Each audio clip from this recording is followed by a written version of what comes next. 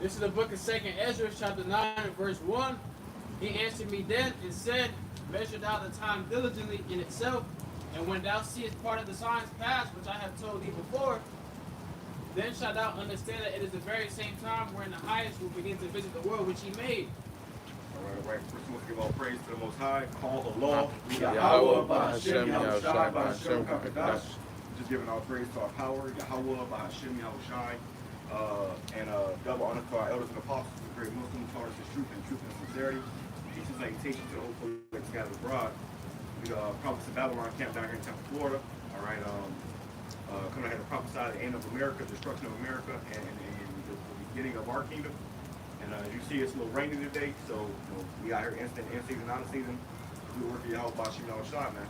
A little rain make people go, not come out, but we still coming out to serve Yahweh BAHASHAM, YAHWASHI, truth and sincerity, making our bodies a living sacrifice. All right, bring that back. It says, 2nd Ezra chapter 9 verse 1. He said, and answered me then, and said, measure thou the time diligently in itself. Measure out the time diligently in itself. Because right now we in the time of prophecy, man. You got everything going on around the world with, these wars and rumors of wars. He's talking about drafts. They're talking about a lot of stuff right now, showing you what time we in. And when you measure those times diligently in itself, you will understand that this is the Lord doing this, man. The Lord is about to get ready to turn things up. So with that, we want to make sure that we are in a right stead. That we in the spirit of Yahweh BAHASHAM, YAHWASHI, Lord, we can be delivered from this destruction that's coming. Go ahead. It says, and when thou seest part of the signs pass, which I have told thee before, then shalt thou understand that it is the very same time wherein the highest will begin to visit the world which he made. Right. Wherein the highest will begin to visit the world which he made, which that's our Lord. He's going to come in and visit this world, and first he's going to visit it with destruction, man. Before the Lord makes his ultimate appearing, it's going to be death and destruction out here. It's going to be chaos. It's going to be, a lot of people getting, taken out of the game. All right, go ahead. It says, therefore, when there shall be seen earthquakes and upwards of the people in the world, then shalt thou well understand that the Most High spake of those things from the days that were before thee, even from the beginning. So Lord, Lord has spoken of these things that are occurring now, before even the beginning, man. All right? The Lord already spoke of these things. The Lord already prophesied these things. These things were already written in the book before it even happened. So a lot of people be like, how do you know that we're in the end times? How do you know, why do you believe that? Because you read the scriptures, and then you see what's going on as of right now, All right, I was dealing with somebody, and I was like, we was talking, and I was like, yeah, we ain't going to war, none of that, nothing happening. So I was like, the scriptures speak about war in the end times, right? And rumors of wars and all these different things. She's like, they were like, yeah. I was like, well, as you see it with the whole thing with Russia and stuff, you have rumors of wars right now. And I got the scriptures out and everything, and that person was confounded because it was like, damn, this might actually be in the end times, man. So, the Lord speaks to his prophets, to be able to show you through the scriptures that we're in these times, man. Right, and you just had this presidential debate with Joe Biden and Trump, which that means that Trump won't gonna be the president, man. All right, he's gonna end up being the president. This guy Biden was a damn vegetable, bro, and that shows you the scripture says as a ruler of the city, so is his people. So if this guy's through, how much more his people, man? They said China was mocking it. Right, these other nations was mocking it, right? Very entertaining.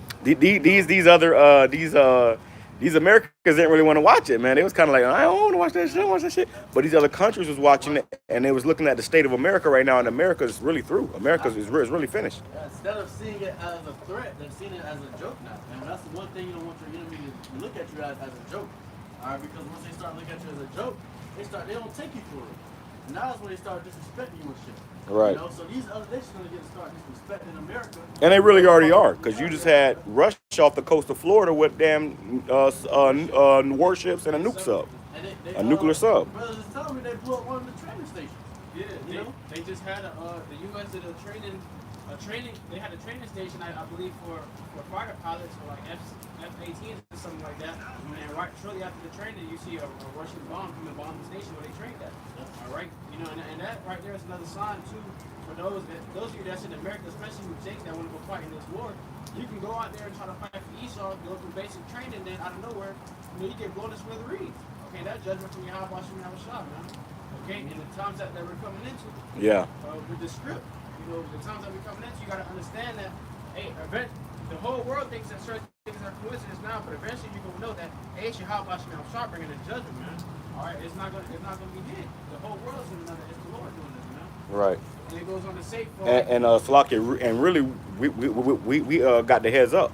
yeah. The fact the Lord gave us His truth, gave us His wisdom, and understanding, He gave us a heads up of what's to come, so we can do what's necessary to serve Him, so that we can be delivered. Lord willing, we can be delivered. Lord will be a part of that elect. That's what it's about. Even today, it's about salvation. The whole goal of this thing, being here on the shores of America, is to be delivered from the destruction that's coming, and that's what we desire. And to add on what you said, after this verse, I got one to add on to you. It's in 2 Ezra 9 and verse 5. I feel like that's all that is made in the world has a beginning and an end, and the end is manifest. Right? And the end is manifest. We're starting to see that, hey, the times of our Lord returning is near. And how do we know that? Based off of the scripture. The Lord gave His prophets signs to look forward to His coming, man. So we knew, okay, the Lord is about to return in this time. Look for this, and that.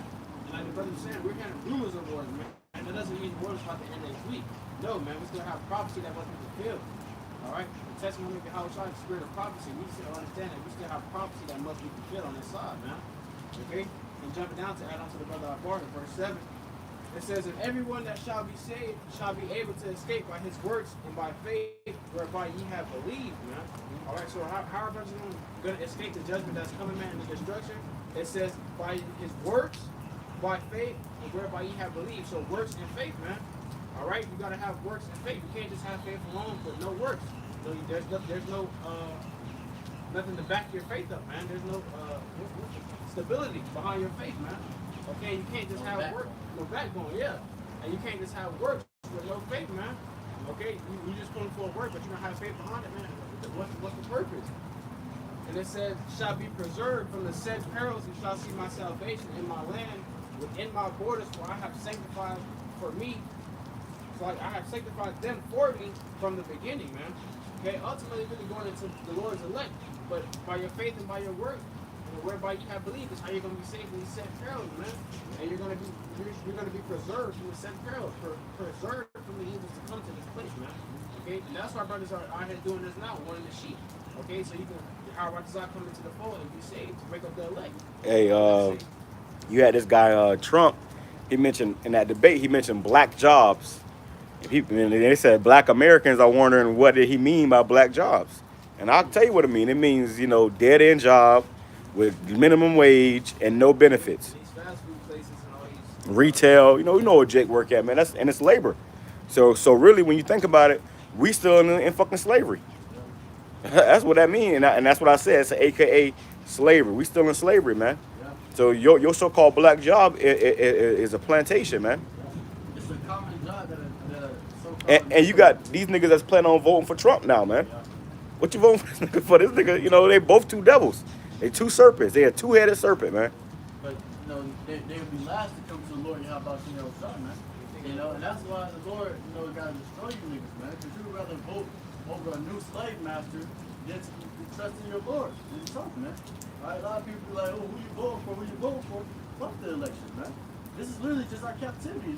The next nigga you put in that seat, you're gonna put your ass in captivity that much more, man. Right, because they got to follow the rules of the powers that be, and this whole thing could have been set up. It's a job. This whole thing could have set up where they made Trump the bad guy, and then all of a sudden they kick him out. They put Biden in, who's a fucking complete vegetable.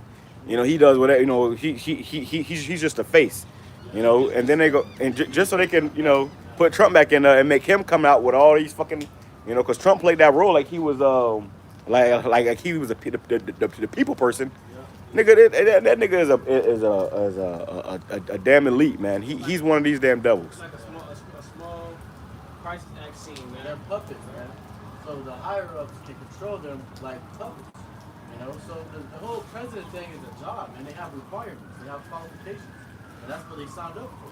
So, okay, for your requirement, continue to keep these niggas in slavery, for sure, all right? They want to start giving these niggas too much benefits, they're not gonna be able to get the job, But you gotta, what these presidents do is like, the little recruiting dudes, the recruit army soldiers that be coming to the hospital and shit. They speak to you sweetly, man. Right. You know, Telling you lies. Yeah. Telling you sweet nothing. These devils are serpents, so they know how to deceive the mass. They know how to, mess with your mind. You know. But I got a precept real quick. Who's done with that? This is This is 2 Peter chapter 1 and verse 20. It says, knowing this first, that no prophecy of the scripture is of any private interpretation. For the prophecy came not in old time by the will of men, but holy men of But Yahawah. holy men, separate men. These ain't no ordinary men. These ain't just no men that you see walking down the street. No, these are the prophets. The Lord put His Spirit upon them. The Lord chose these men personally in the Spirit. Exactly. That's what it said in the brother's priesthood. It said, I sanctify these men from the beginning of time. To be out here prophesying, do this laborer's work, to put in the laborer's work for the Lord, man. All right? That's what you want to do, is we want to put work in for the Lord, man. Right. And that's what we're doing now when we go out and prophesy week in and week out. We give the Lord, show the Lord our work so He can know that we have faith, man. Right? Like the brother said, you can't show that you have faith unless you have works, man. You can't say, okay, I ain't gonna take the MOTB. All right, you can say that all alone, but you gotta actually put action to it. When it comes up to that time, are you gonna actually take it or are you not gonna take it, man? Yeah, I mean, that's like, you have a math test coming up, but you're not studying for the math test. I'm a passer. I know math. I'm a passer. And the test get here and there's nothing that you expected. Right. All right? You're expecting 2 plus 2, but it was algebra, a whole different algorithm, man. Okay, Right. It wasn't what you planned for, what you could have prepared yourself for, man. So therefore, that's going to be a downfall. You're going to get an F. Yeah, So fail in that point. And really, you got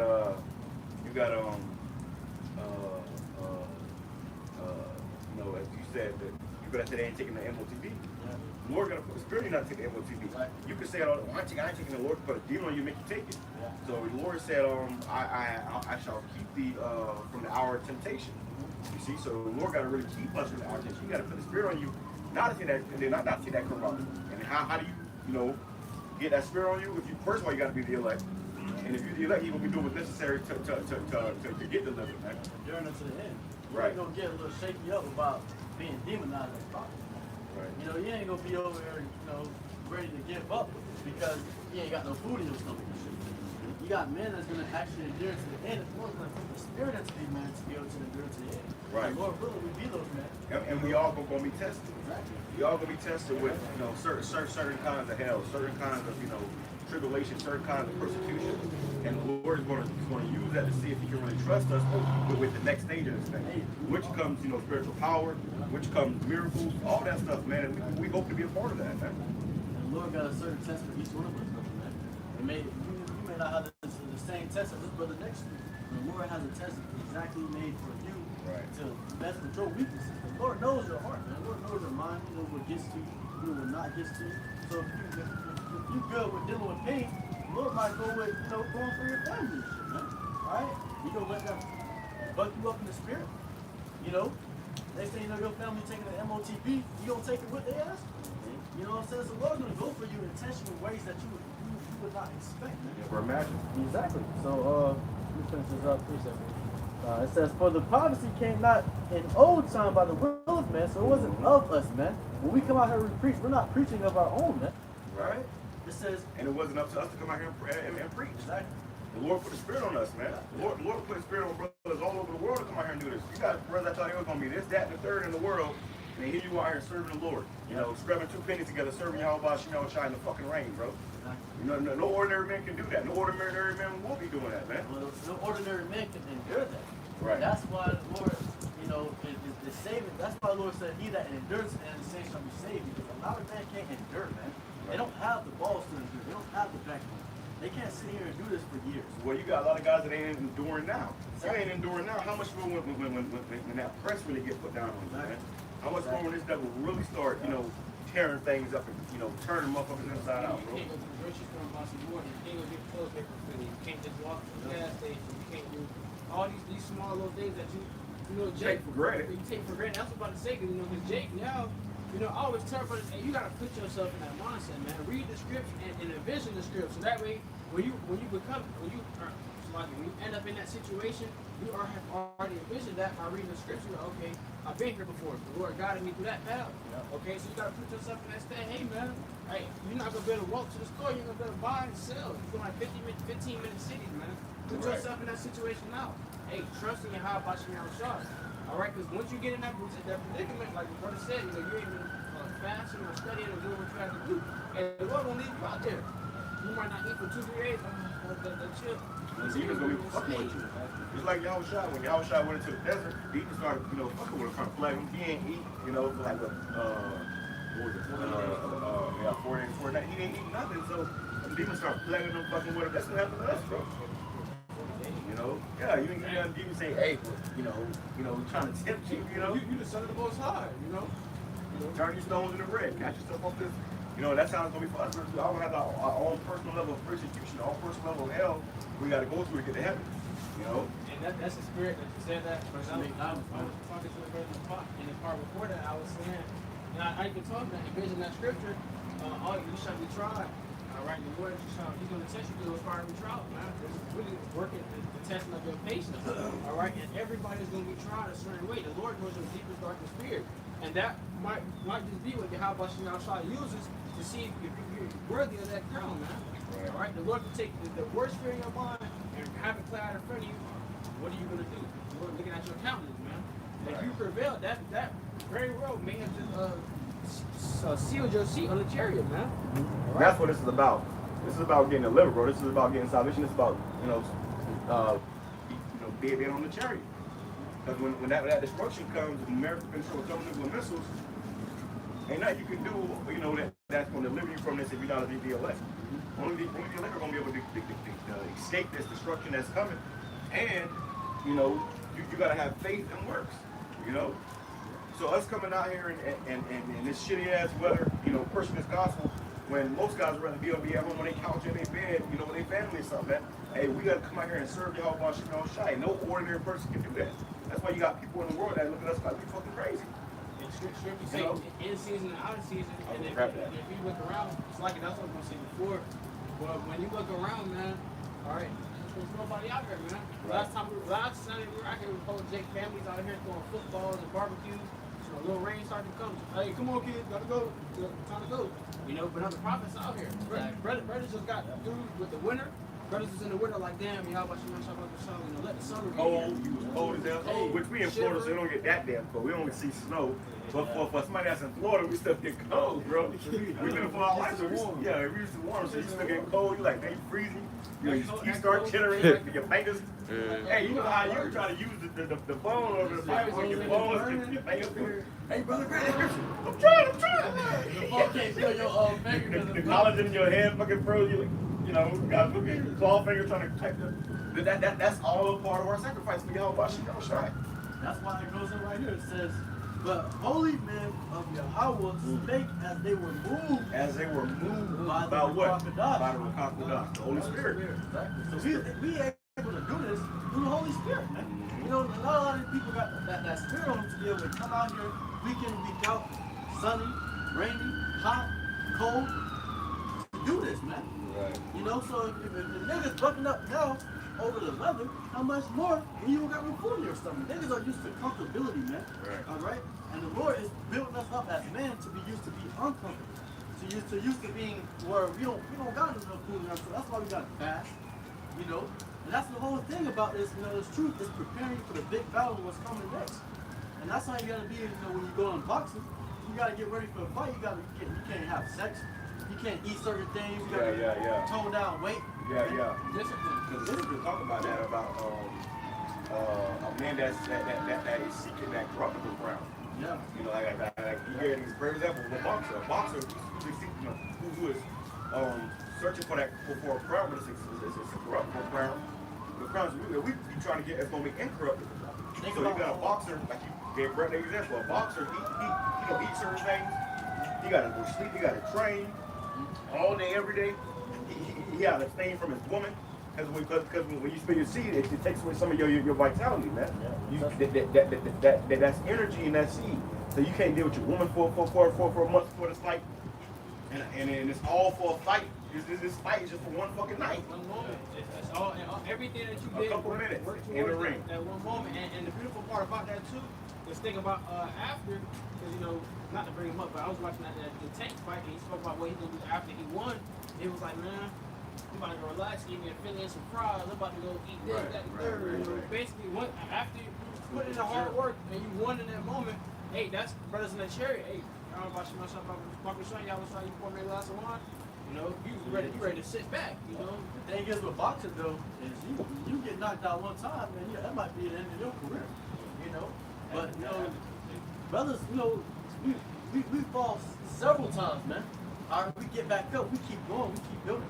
You know what I'm saying? So that's how we gotta do in this church, man. The Lord is preparing us for Jacob's trouble. The Lord is preparing us for when He comes back. All right, and that's how you make a man. All right, through this truth. You really start to understand how to be a man, the things you're supposed to do, the responsibilities that you have. All right, niggas don't understand their responsibility no more. All right, they're effeminate, man. They can't sit there and stand 3 to 4 hours, you know, just preaching and telling the word, you know, to let other, you know, just preaching the Lord's word and prophesying. They can't do that, man. Right. All right, so imagine how much more in Jacob's trouble. You got to be on the weapon, you know. You got to keep your mind on the Lord and keep enduring, man. Niggas ain't gonna be able to endure that, bro. Yeah. Your average guy ain't gonna be able to maintain anything coming into that. Right. So and that's why we saying too, it ain't even of us. It's YAHAWASHI don't We shine. move by the Holy Ghost. That's why we give our lives for this, man. You know, every day we gotta, you know, reading, praying, watching, doing lessons. These things because it's all gonna pay off in the end. Yeah. You know, like a boxer, like you know, you said with Javante Davis Tank. You said he after the fight he wanted to eat a Philly cheese and fries because he probably ate that shit in fucking months, man. Probably a year he ate that shit, man. Prepare for his next fight. So now you can chill a little bit, but you gotta get right back into it. You know, you gotta get right back into it. So that's us, bro. Hey, we do have our chances of our times of chilling and you know hanging out and enjoying ourselves, but then we gotta get right back to it.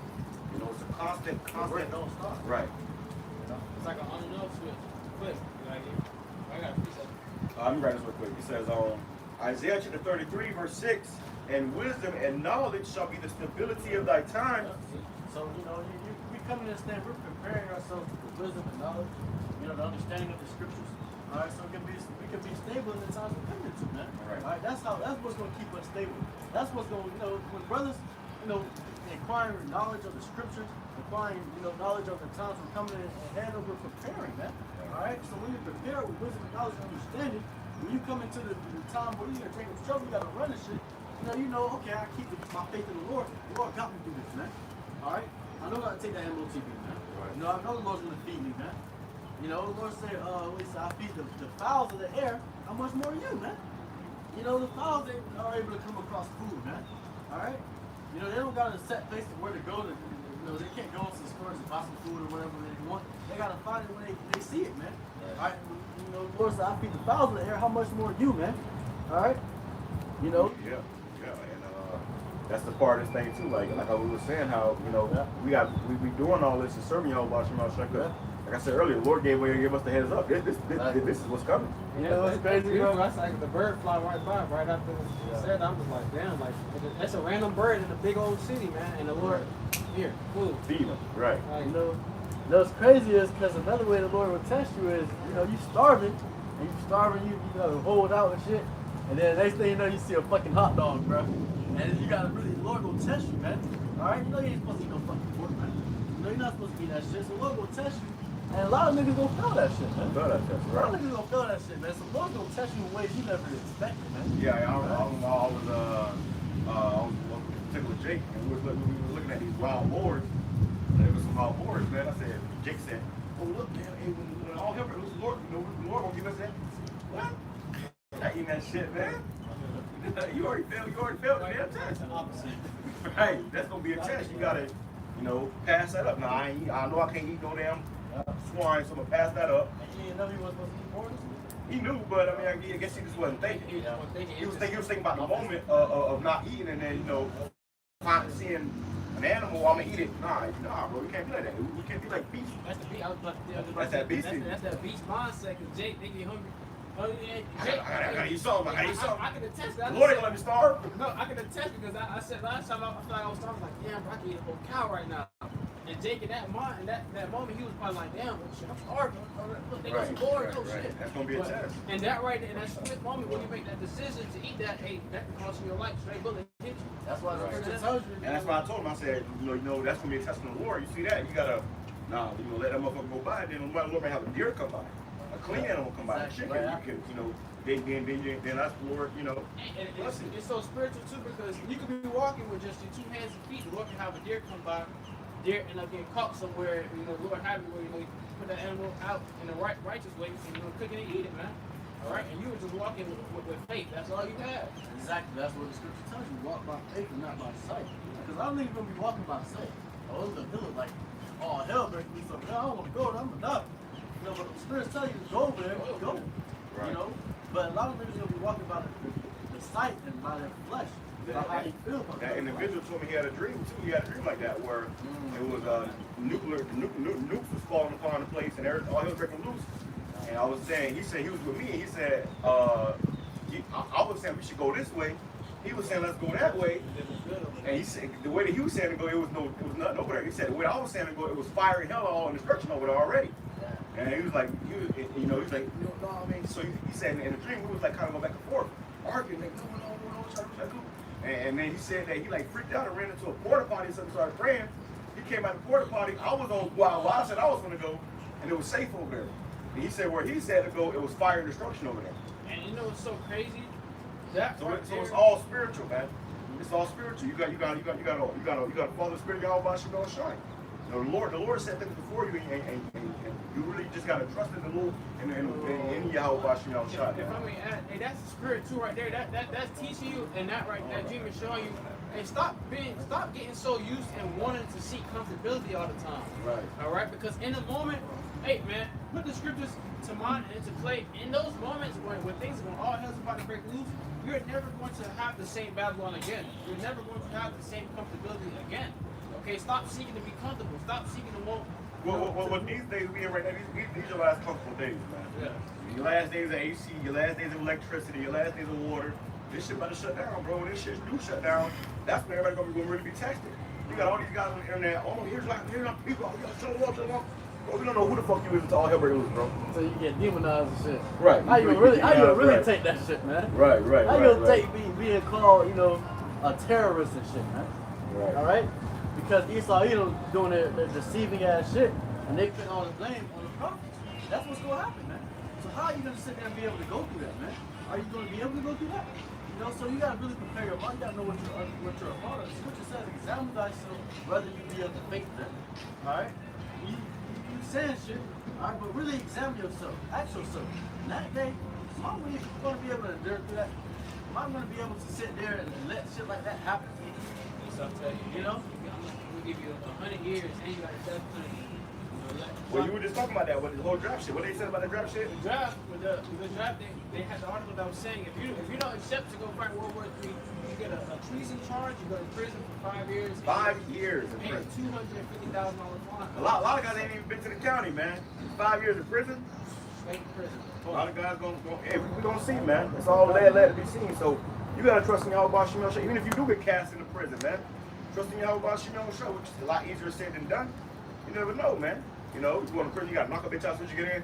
Beat, But you got that. It's gonna be real survival in that motherfucker. They try. And that's life or death. And when you come into certain prisons, you hear stories all the time. If you look sweet, you look soft, they come in there, they try to go out rip. Oh yeah, come on, run that. You decline to fight or whatever case may be. You're gonna be getting punked that whole time. Your life gonna be in danger, man. Right. And that's how people end up turning. And that's why a lot of people gonna choose to go fight in the war. What was the other one though? $250,000 fine. So they don't got that. Yeah, I know they don't got that. Got $250,000. So they making sure that they leave you no route to consider but going to war. When you go to war, it's suicide. Because you go to war, you're gonna turn to the top side, man. That's it. You ain't coming back, bro. They send your ass off to your destruction. They gonna have UN troops over here brutalizing your family, man.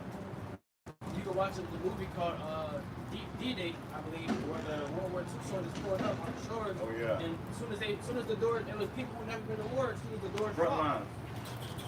all of them getting mowed down. People couldn't even get off the boat. They went over there just to die. Literally, man. And that's what they're gonna do with Jake. They're gonna put Jake on the front lines, man. They always do that shit with Jake. Put Jake on the front lines, and you know, you are just cannon fodder to whatever's these. And then on top of that, you go into somebody else's country to fight. What the fuck? You ain't even fight for your own country. You fight for somebody else's country. Somebody else probably be doing it. You going over here to Russia and Japan, all these different places, man. Them people, obviously they heathens, man, but them people ain't physically do nothing to you, man. Yeah, I saw a video. I saw a video with Jake. He was a veteran and he was homeless and shit. He said if people treat him like shit, he stank. He can hardly get food. He's a Jake and he was a veteran. He actually fought for this country. The Lord say he hates that man of war that is impoverished, if you paraphrasing. The Lord ain't with that shit, man, but that's what this country does. So they ain't right no matter what. They'll send you out there into your own destruction and leave you out there to die, man. That shit so hey, you gotta take prison, man, because we gonna be cast into prisons anyways. So let me finish this up. It says, Isaiah chapter 33, verse 6, and wisdom and knowledge shall be the stability of thy times, and the strength of salvation. The fear of Yahawah BAHASHAM YAHWASHI is his treasure.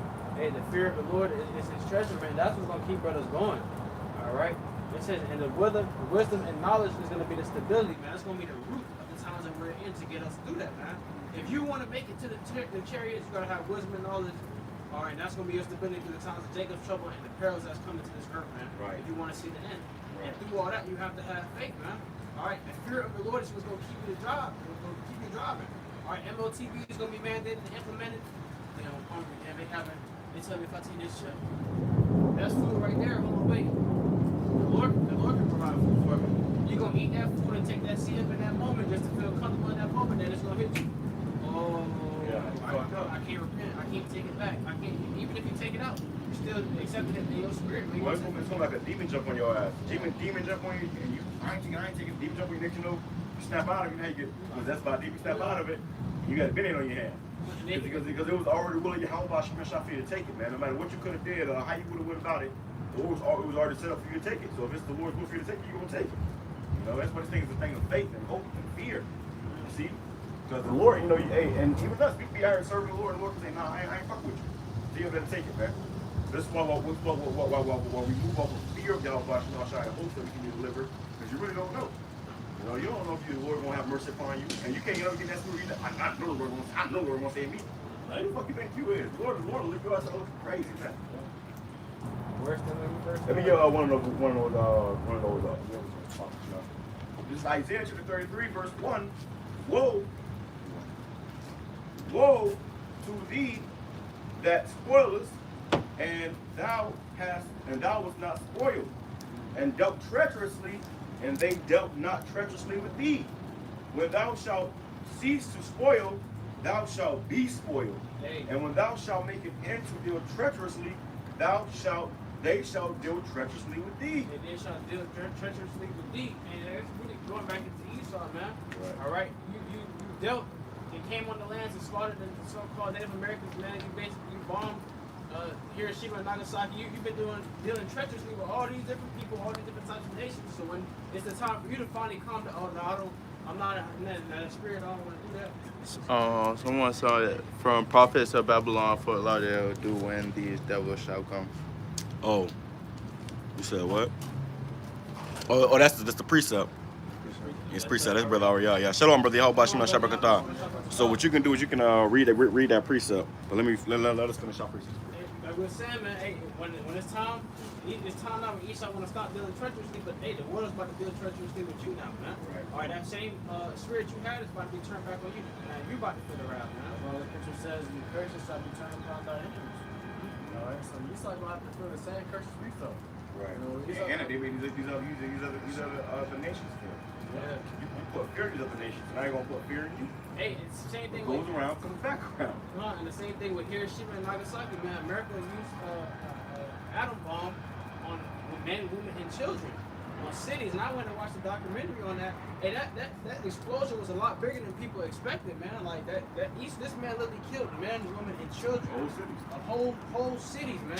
And that was two different. Hiroshima is one city, and Nagasaki is one city, man. And this devil bombed those cities. Okay, so in return, hey, and the Lord is, and He's just, He's caught with it, man, for all your iniquities. He's gonna bomb your whole country as a whole, in entirety. Right. 100% of America is gonna be destroyed, man. Right. And when you go into those bombs, man, those lands was uninhabitable, man, because it was radiation there. You know, you got people that survived that blast and they died later from cancer. You got their kids that people that was pregnant or whatever, you know, they kids. Yeah, random people, like, Yeah. even like now, man, random people walking pregnant, just walking, having fun, shopping, whatever the case may be. Boom. Gone in an instant, man. All right, and that right there. And the like, people who was in the immediate blast, they showed you how people that was in the immediate blast, it was literally like a fucking, it was a shadow on the wall. like Thanos, like how Thanos stopped the finger in this. It was a shadow on the wall from them being vaporized. They say, because I believe your body is like a certain amount of water. Well, when that fire hit, that it dehydrates, and you know, it was like a shadow on the wall, man. You see like a shadow on the wall of the individual who was standing there, who got, you know, eviscerated. Yeah, see the people in your hand, bro. Don't worry about the wrong damn thing. But it says, verse 2, O Yahawah, be gracious unto us. We have waited for thee. Be thou their arm every morning, our salvation also in the time of trouble. That's what we need. We need the Lord to come deliver us. Because I saw a video the other day. I might do a little lesson on it or whatever. And I saw a video, and it was a bunch of Jake. It was off of TikTok, I believe. It was, you know, it was some African bitches doing it, but they was showing these clips from bitches from TikTok or whatever of like these black Americans, man, or so-called, as they call us here. But Jake was pretty much saying, like, don't bomb us. We ain't nothing to do with this, you know. We mutual, you know, we got nothing to do with, you know. Go to the White House. They'll give him the direction to the White House. They'll help him any way he can. All this crazy shit, man, bro. Hey, listen, bro. When they send these news, Putin don't give a fuck about you niggas, bro. Putin gonna burn you niggas up too. His mindset is kill everybody, kill everything in sight. You know, and that's why we gotta serve YAHAWASHI, YAHAWASHI, because, like it said right here, it says, "Oh, Yahawah, be gracious unto us." We need the Lord to be gracious unto us. It says, "We have waited for thee." We waiting for YAHAWASHI, YAHAWASHI, because we know YAHAWASHI, YAHAWASI. See, these niggas, they don't know YAHAWASHI, YAHAWASI. They're not waiting or expecting YAHAWASHI, YAHAWASI. They actually pleading to Putin. Yeah. Niggas on TikTok pleading to Putin. What you pleading to Putin for? Putin can't help you. YAHAWASHI, YAHAWASI, that's what you supposed to be pleading to, man. It says, "Be thou their arm every morning, our salvation, also in the time of trouble," because we are in a time of trouble. They're talking about a nuclear warning. Like I just saw this guy, Patrick Humphrey. You know, he just did a video about a nuclear warning. That's the time of trouble, man. You know, any day now, because World War III already started. We in the middle of World War III right now. But the end of World War III is going to be nuclear annihilation. You see, America and these other countries, they've been in a proxy war. They've been in war, man. They've been in war. But now we're at a point where this thing is about to go nuclear. Okay? And you can't stop it, because I mentioned last week, Putin, an article that came out that Putin said, it was like the war has already begun, and at the end of it, no matter what, nobody's going to be able to come back from it. Because at the end, they know, Putin already knows that, hey, we're going to shoot off nukes in that. He said, if it looks like we're starting to lose this war, we will press that button. They're going to press that button. And they said if they lose they lose that war with Ukraine, they're going to press that button. So nuclear war is inevitable. You know, it's inevitable, bro. There is no other way around it. It's going to happen. It has to happen. It's going to happen, man. It says, "At the noise of the tumult, the people fled. At the lifting of thyself, the nations were scattered, and your spoil has been gathered, like the gathering of the caterpillar, as the running to and fro of locusts shall he run upon them. The Lord Yahawah is exalted, for he dwelleth on high. He hath filled Zion with judgment and righteousness." So there you go, man. The Lord, He gonna deliver us elect. But 2/3 of people use so-called Negroes and Hispanics over here in America. Come on, bro. Come on. Let's get you on the road. Two-thirds, you niggas out here that ain't right, bro. Guess what? You gonna find yourself in destruction. You gonna find yourself in hell. You gonna find yourself in chaos. You gonna find yourself being destroyed. And Putin can't save nobody, man.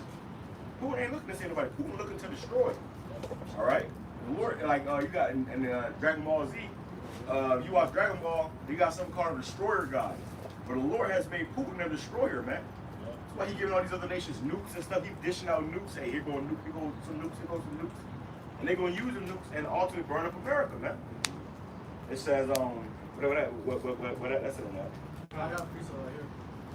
Now, this is Malachi chapter 4 and verse 1. It says, for behold, the day cometh that shall burn as an oven, and all the proud, yea, and all that do wickedly shall be stubble, and the day that cometh shall burn them up, saith the Lord of hosts, and it shall leave them neither root nor branch. So it's a day coming where America's going to get, blasted off the planet Earth, man, with all nukes. All right, and that's going to be because of Putin. All right, we'll shoot nukes over here, and he's going to have his allies as well, man. All right, everyone's going to be against America Babylon. Right. Everyone's going to have their nukes pointed at America Babylon. But that wasn't the scripture. I kind of got the wrong one. This is one I needed right here. This is Isaiah chapter 31, verse 5. As birds fly, so will Yahawah, BAHASHAM Yahawashi of hosts, defend Jerusalem. Birds fly. Like right here. Like you see right here on this poster right here, you got these right here are chariots. Well, this is what we call UFOs. So these chariots are going to fly in a formation like a bird. And the Lord says, as birds flying shall he deliver Jerusalem, which is Israel. Jerusalem is a people before it's a place. So we are at Jerusalem, man. And we need to be delivered from this destruction that's coming. Because when this man sent nukes over here, ain't nothing we can do. Ain't no way we can hide. Ain't no bunker you can go into and hide from them nukes. And Biden ain't gonna give you no Air Force One flight out of here, man. You know? It ain't happening. So what? You gonna need YAHAWASHI to deliver you, man. Y'all come over here on this side. So it says, as birds flying, so will the Lord Yahawah of hosts defend Jerusalem. Defending also he will deliver it, and passing over he will preserve it. The Lord will preserve Israel, man. You know, and that's what we're hoping for, that the Lord have mercy upon us and deliver us from the destruction that's coming. It's inevitable, bro. When them nukes get shut off, nothing else gonna fucking matter. Not your woman, not your house, not your car, not your job. None of that shit's gonna fucking matter.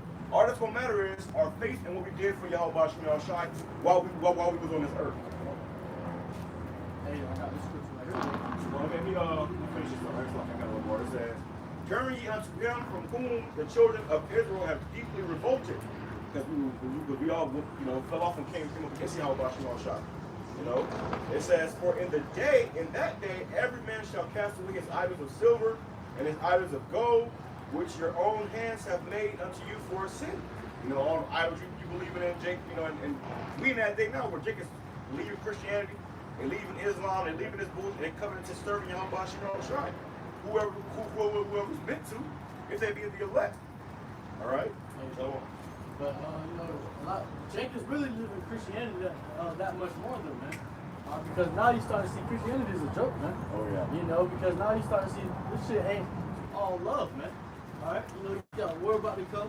You start to find out the lies in the Christian churches, man. So that's being all Make sure you Hey, you had it. and any priest that's brother Our drop. church, the pastor was selling plots of land in heaven, so called for $100. All right, so it was basically saying, you put up $100, we'll buy you a plot in heaven. Yeah, make sure you got them precepts. All right. Show you, man. All right, these churches are against the scriptures, man, and they all out of whack. It's about money, man, because the Lord doesn't deal with mammon. Okay, He's not dealing with that.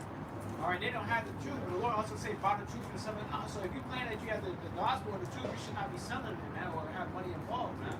It's the whole point. All right. This is Malachi chapter 1 and verse 4. It says, whereas Edom saith, we are impoverished, but we will return and build the desolate places. Right, and that's what they did with America. Edom fell, the Roman Empire, and they came in and built America. That's why America resembled the kingdom of Rome. It's a resemblance all over, because the same people are in power. All right, so then they came and they built, and they still build it to this day.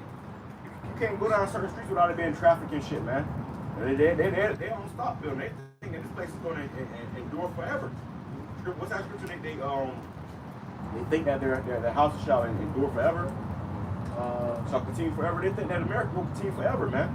They name the streets after them. We down here in the South, bro. In the South, you got these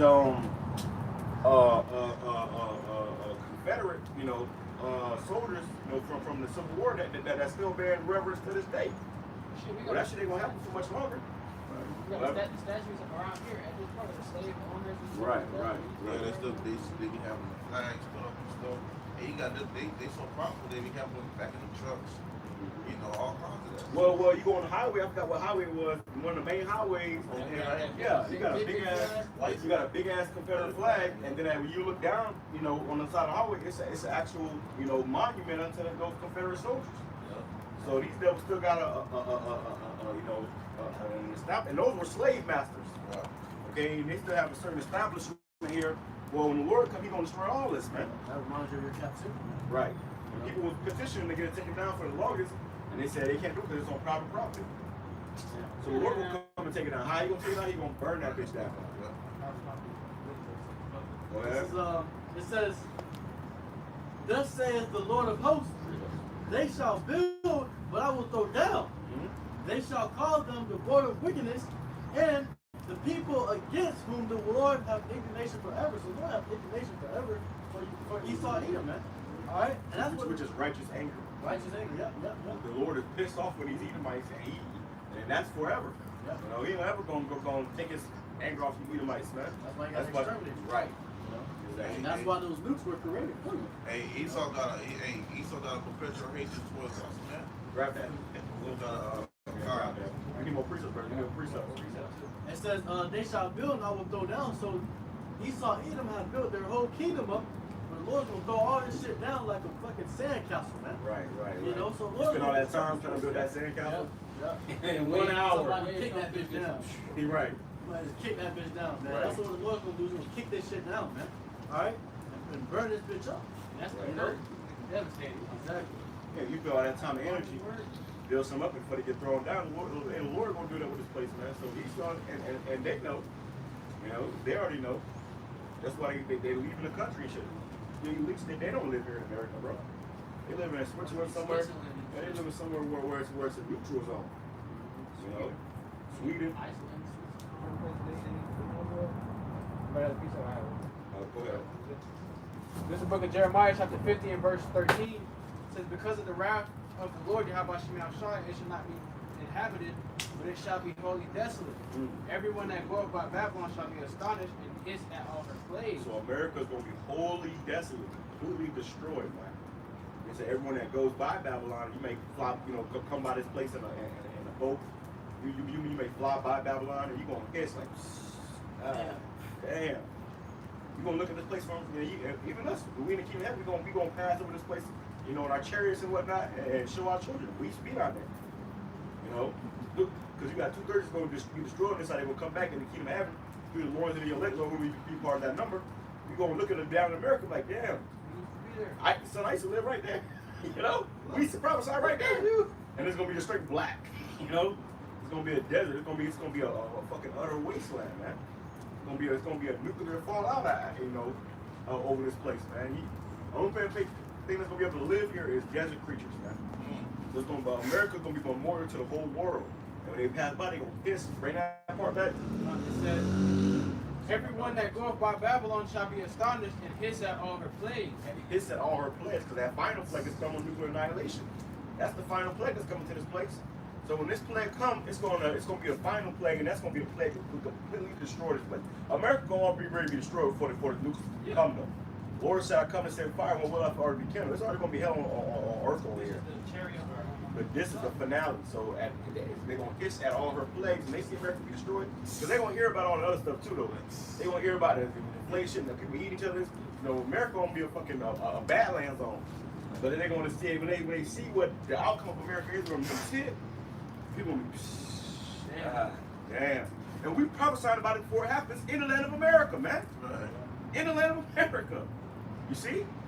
Go ahead. It says, "Put yourselves in array against Babylon round about. All ye that bend the bow, shoot at her, spare no arrows, for she hath sinned against the Lord." Shoot at her, spare no arrows. Hold that, you got that sign? Yeah.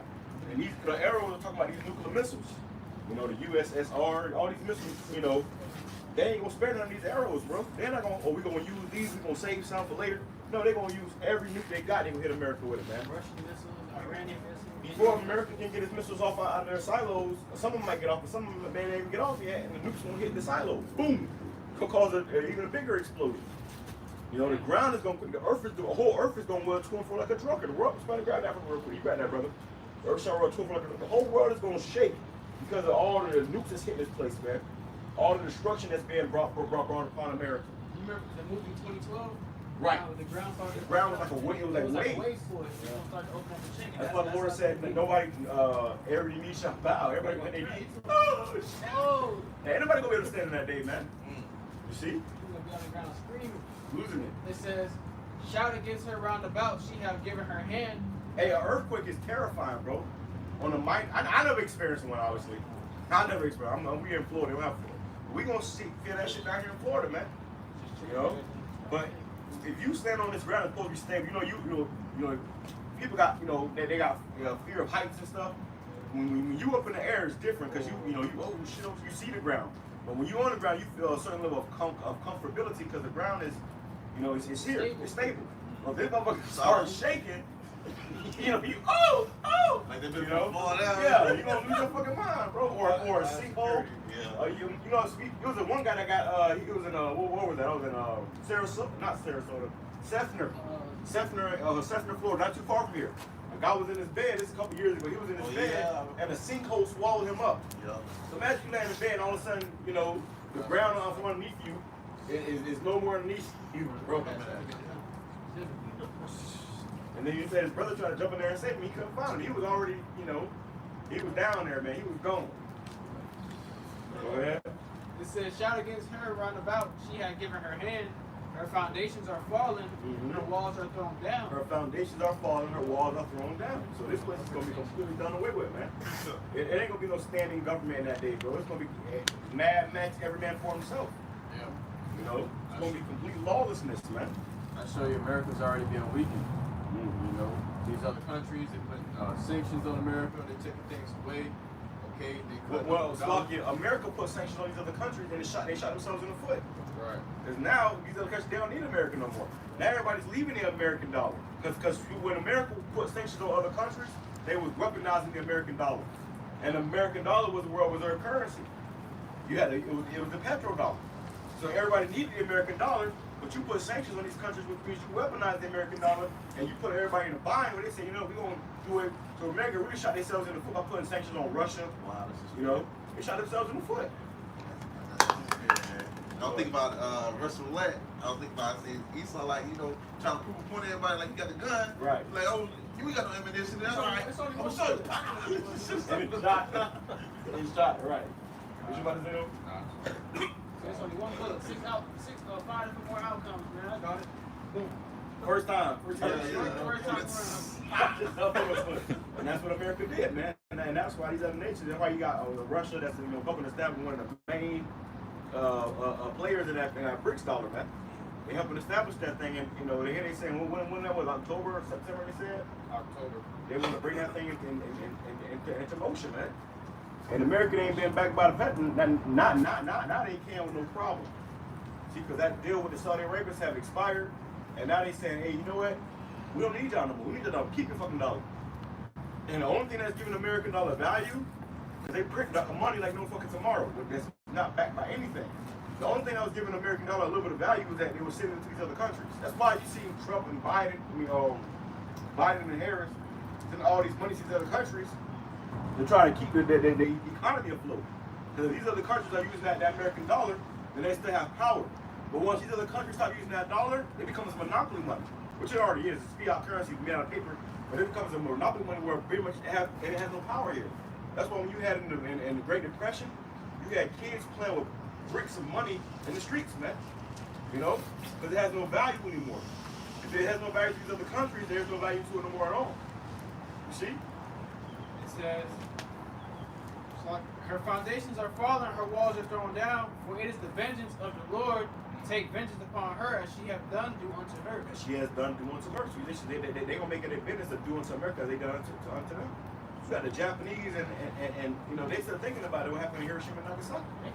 Hey, I'm always on the game one time. I'm playing the game, and it was an Edomite on there. He was trying to be a little crafty, a little funny Edomite. And there's a little Asian bitch on there. And she kind of, you know, sided with Edomite. Yeah, they both talking a little shit. And I said, hey, bitch, this motherfucker bundle. And then she got kind of serious. She was like, that is true. No, that wasn't right, man. That wasn't right. And she started coming up against that guy, man. So when these countries start, you know, comparing how America did that, we're like, wait a minute, man. These motherfuckers ain't doing what we did to you too. You know? This is the thing, Slug, that I want to add. Hey, those Japanese, man, they're very smart, man. They actually some very smart people. And so the Lord can have it where Russia's gonna play a big part too, but them Japanese, and they gonna have some missiles for the U.S., man. All right, they gonna have some hypersonic ICBMs for the U.S., man. And that destruction is gonna be surreal, man. All right, you're gonna have the technology that the Lord bestowed upon these different nations, starting with these Edomites split atoms, man.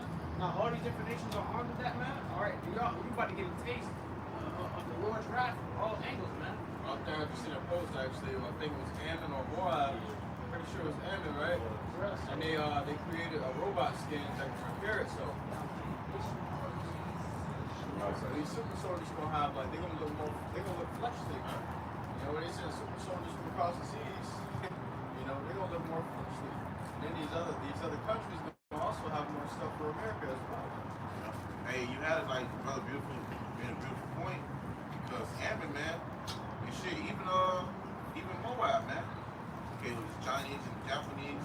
Hey, man, they so highly advanced that they outdoing the Western ways, man.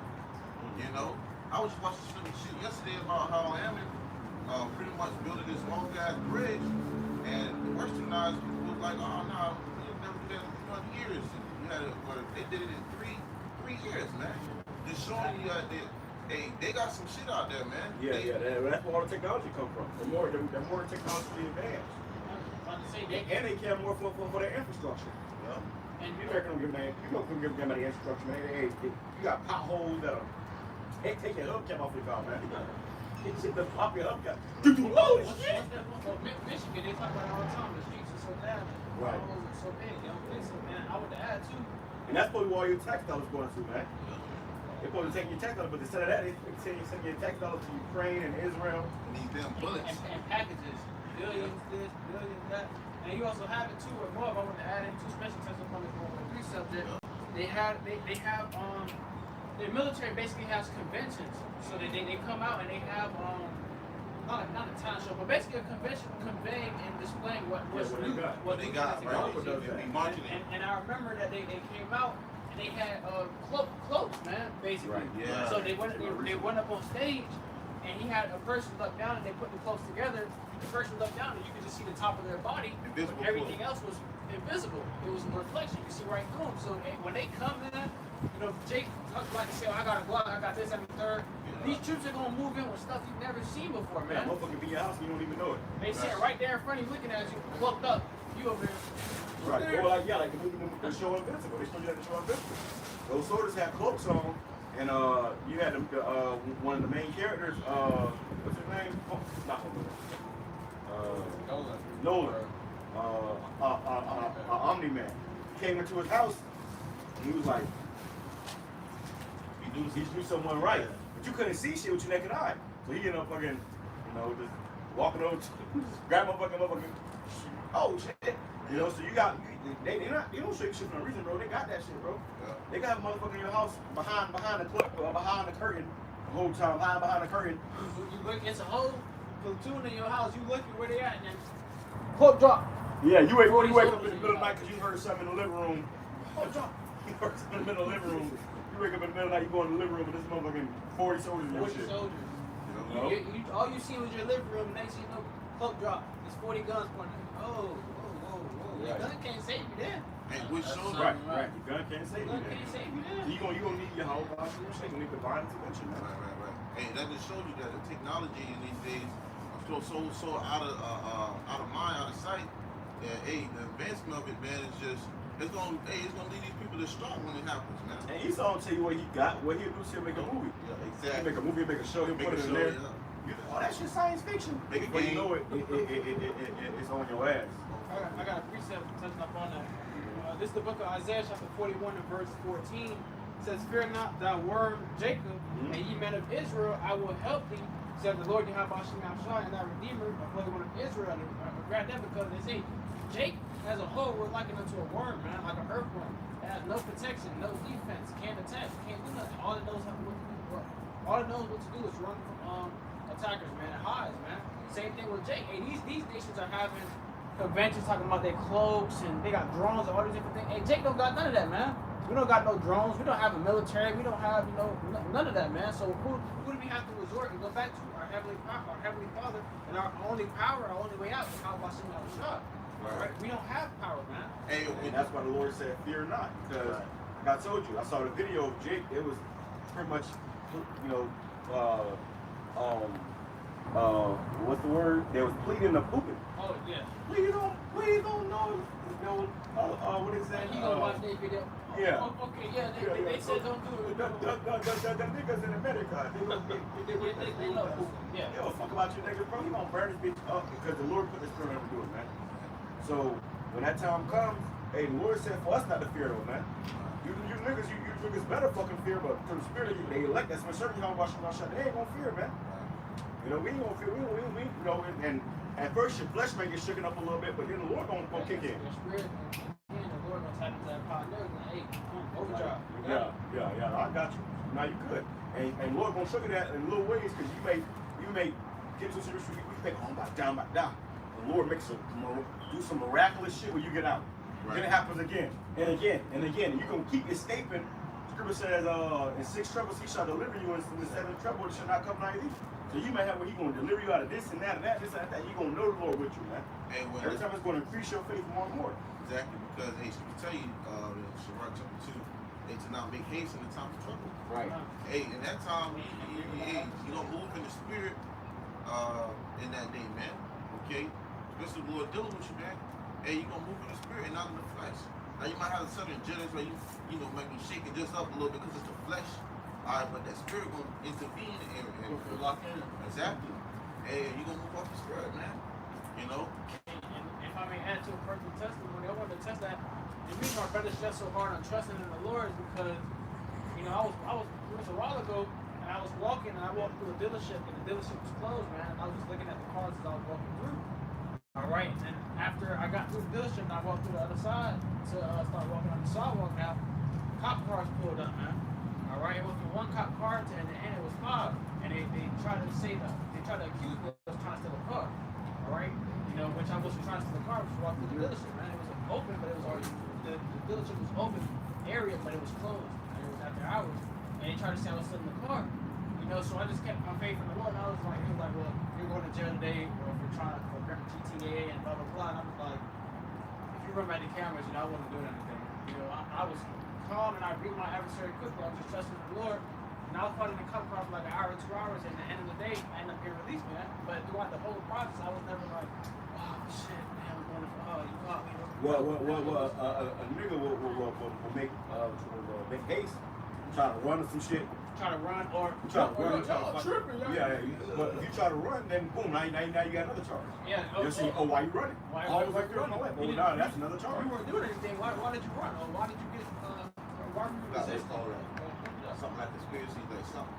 But when you acting out of an impulse like that, yeah.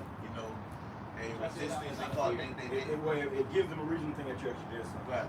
So they're gonna find something. And that's why I was saying, Slakia, I trusted in the Lord, and the Lord delivered me, man. And so many did the Lord deliver other brothers out of many different situations, man.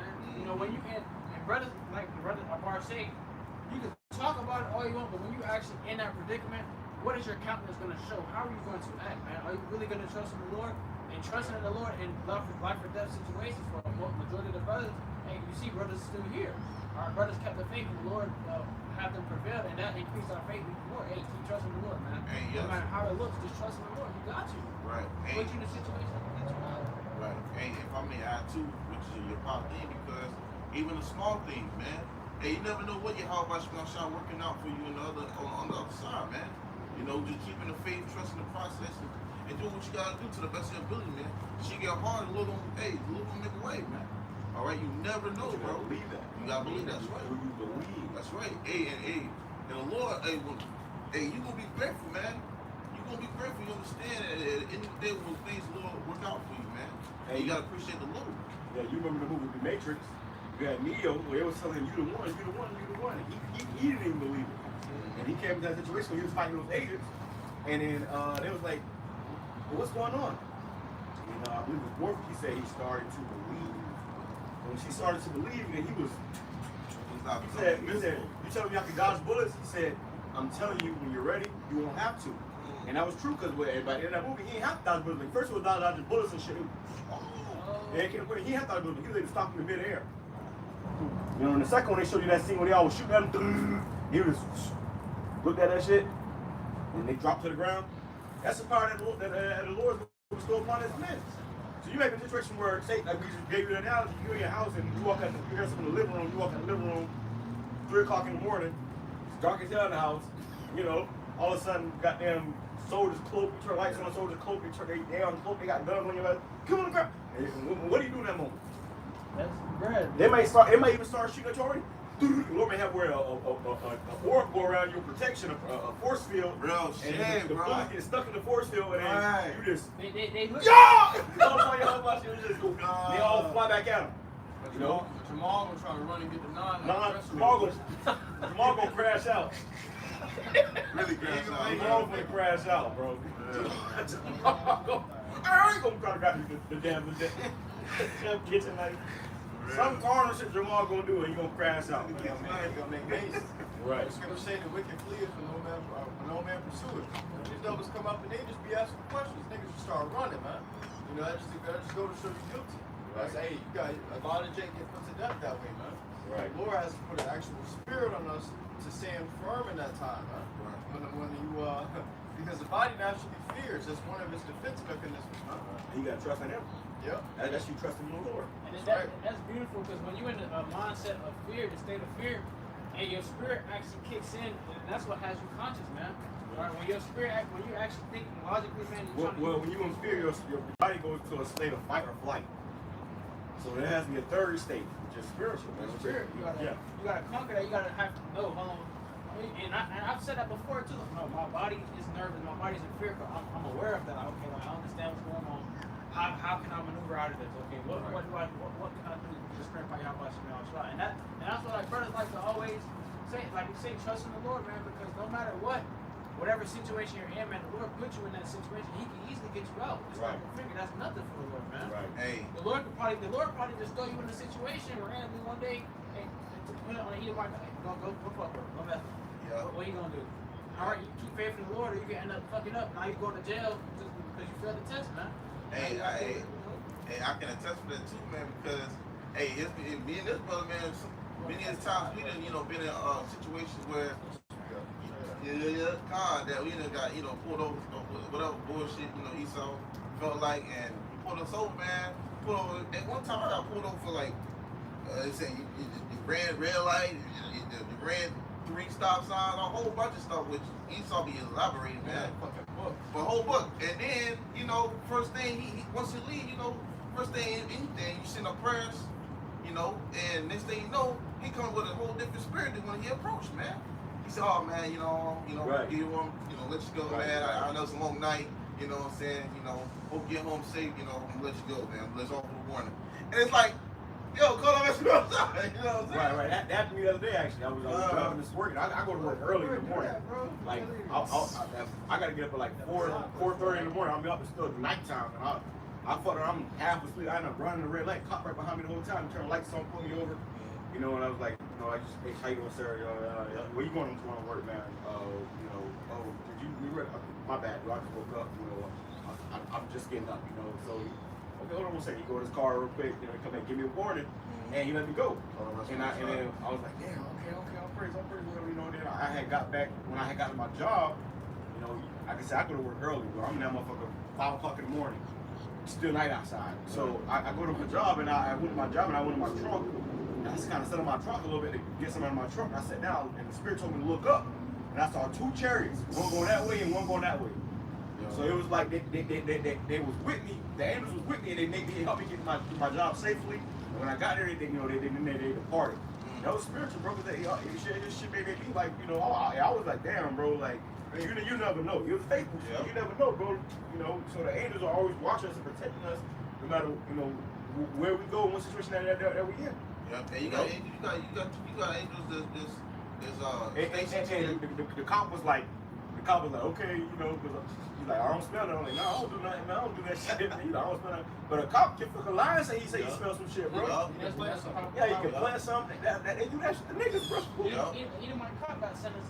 He went to the same prison where he was incarcerated. He was caught on a body camera. He turned the camera off, turn it back on, and dropped something. And then, what's this? We found it. And then they say he made over like 40 arrests like that. Right. People had to sue. Right.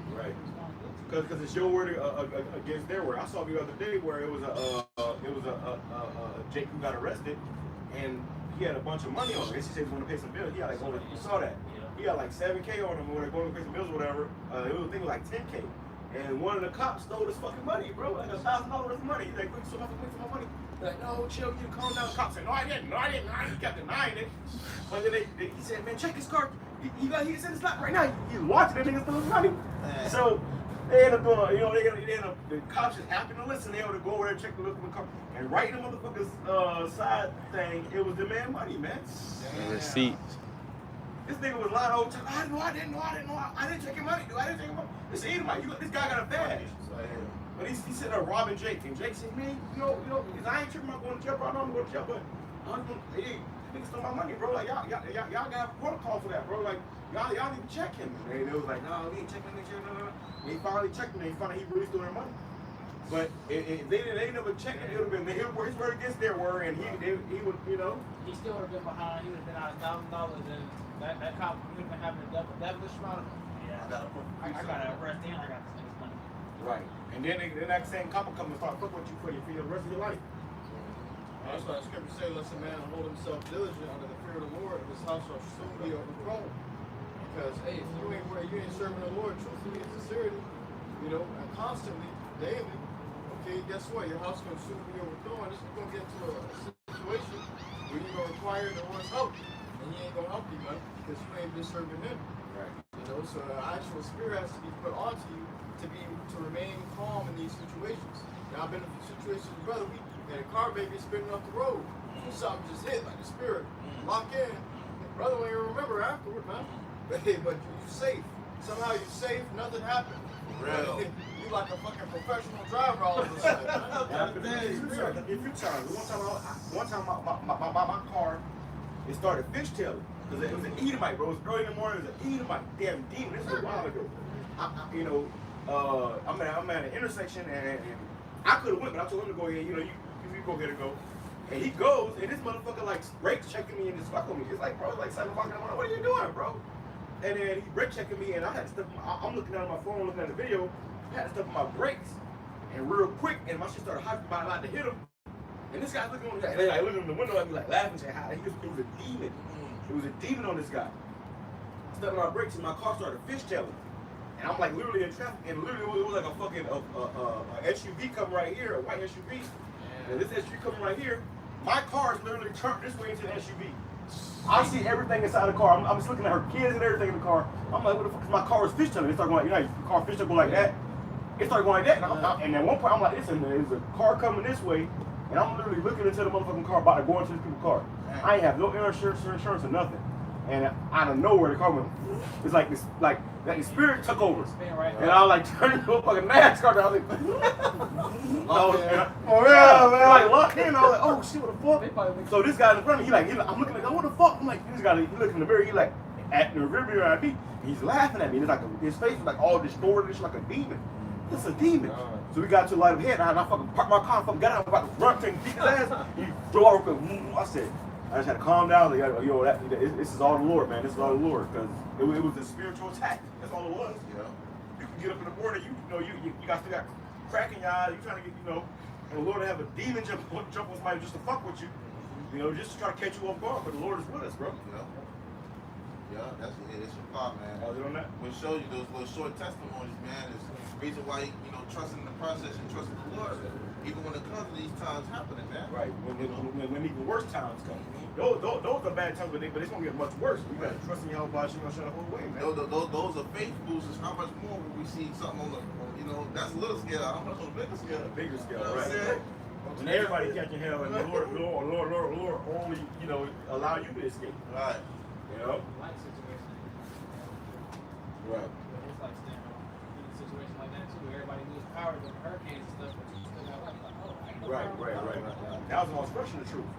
You know, hurricane came and everybody was eating out of canned goods, and You don't even know the power now. yeah. In my house, me and that motherfucker watching movie, playing the game, made a full course They meal. got Wi-Fi. You know, yeah, chilling. This is Isaiah chapter 31, verse 1. Woe to them that go down to Egypt for help. Hey, woe, this means destruction unto y'all that go down to America for help. All right, from the time of Jacob's trouble. That's the first thing niggas gonna do. Like the niggas on TikTok. Bang! I mean, Or cool, man, we cool with you, man, no problem with you. What you looking for this nigga for? Or as soon as all hell breaks loose, what they do? They go down to FEMA to you know. I was about to say, like when the C-19 came out, they ran to those little tents to get those yabs, man. Right. Or they ran to Esau first. Oh, protect us. You gotta have some type of serum. All right, now I remember, especially where Brother Tom used to stay, right there off the highway, exit 48. In Tampa, they had the line that was wrapped around the whole block. It had a whole damn thing. That's the hood. That was in the hood. That's the hood. Right. Right. Take that. It was getting a bunch of things. Now it's coming out, and that shit was a whole fucking scam, bro. Yeah. People down behind that shit. There was a guy at my job who ain't been at work all week. He was like, but he was old, you know. And they said, well, they found out he had blood clots. So this guy, he took it for sure. This motherfucker clotting up, man. So people still dropping from that shit, man. He might come back with an amputated leg or some shit. I don't know what's going on with it. At one point, you know, a blood clot can get big enough to stop your heart, man. Right. To stop the blood flow from your heart, you just drop on the floor. So these people are ticking time bombing, man. Right. That's scary. Walking So you around. have sudden heat syndrome. Yeah. Sad. Hey, as a matter of fact, bro, I was in a fucking store the other day. I think I was getting gas. And I was in the gas station, and the fucking person behind the register was telling the other person behind the register that they had a baby that just died of sudden infant death. What the fuck? No, What kind of shit is that? that's more common. Like, the mother probably had that, you know. Yeah. That's only Oh, common yeah, in infants is if the mother is not, for one, you know, the mother nurtures and feeds the child. That's if the mother, the medicine that the mother takes, or the mother's lifestyle, man. Oh, the CV19 babies. Yeah.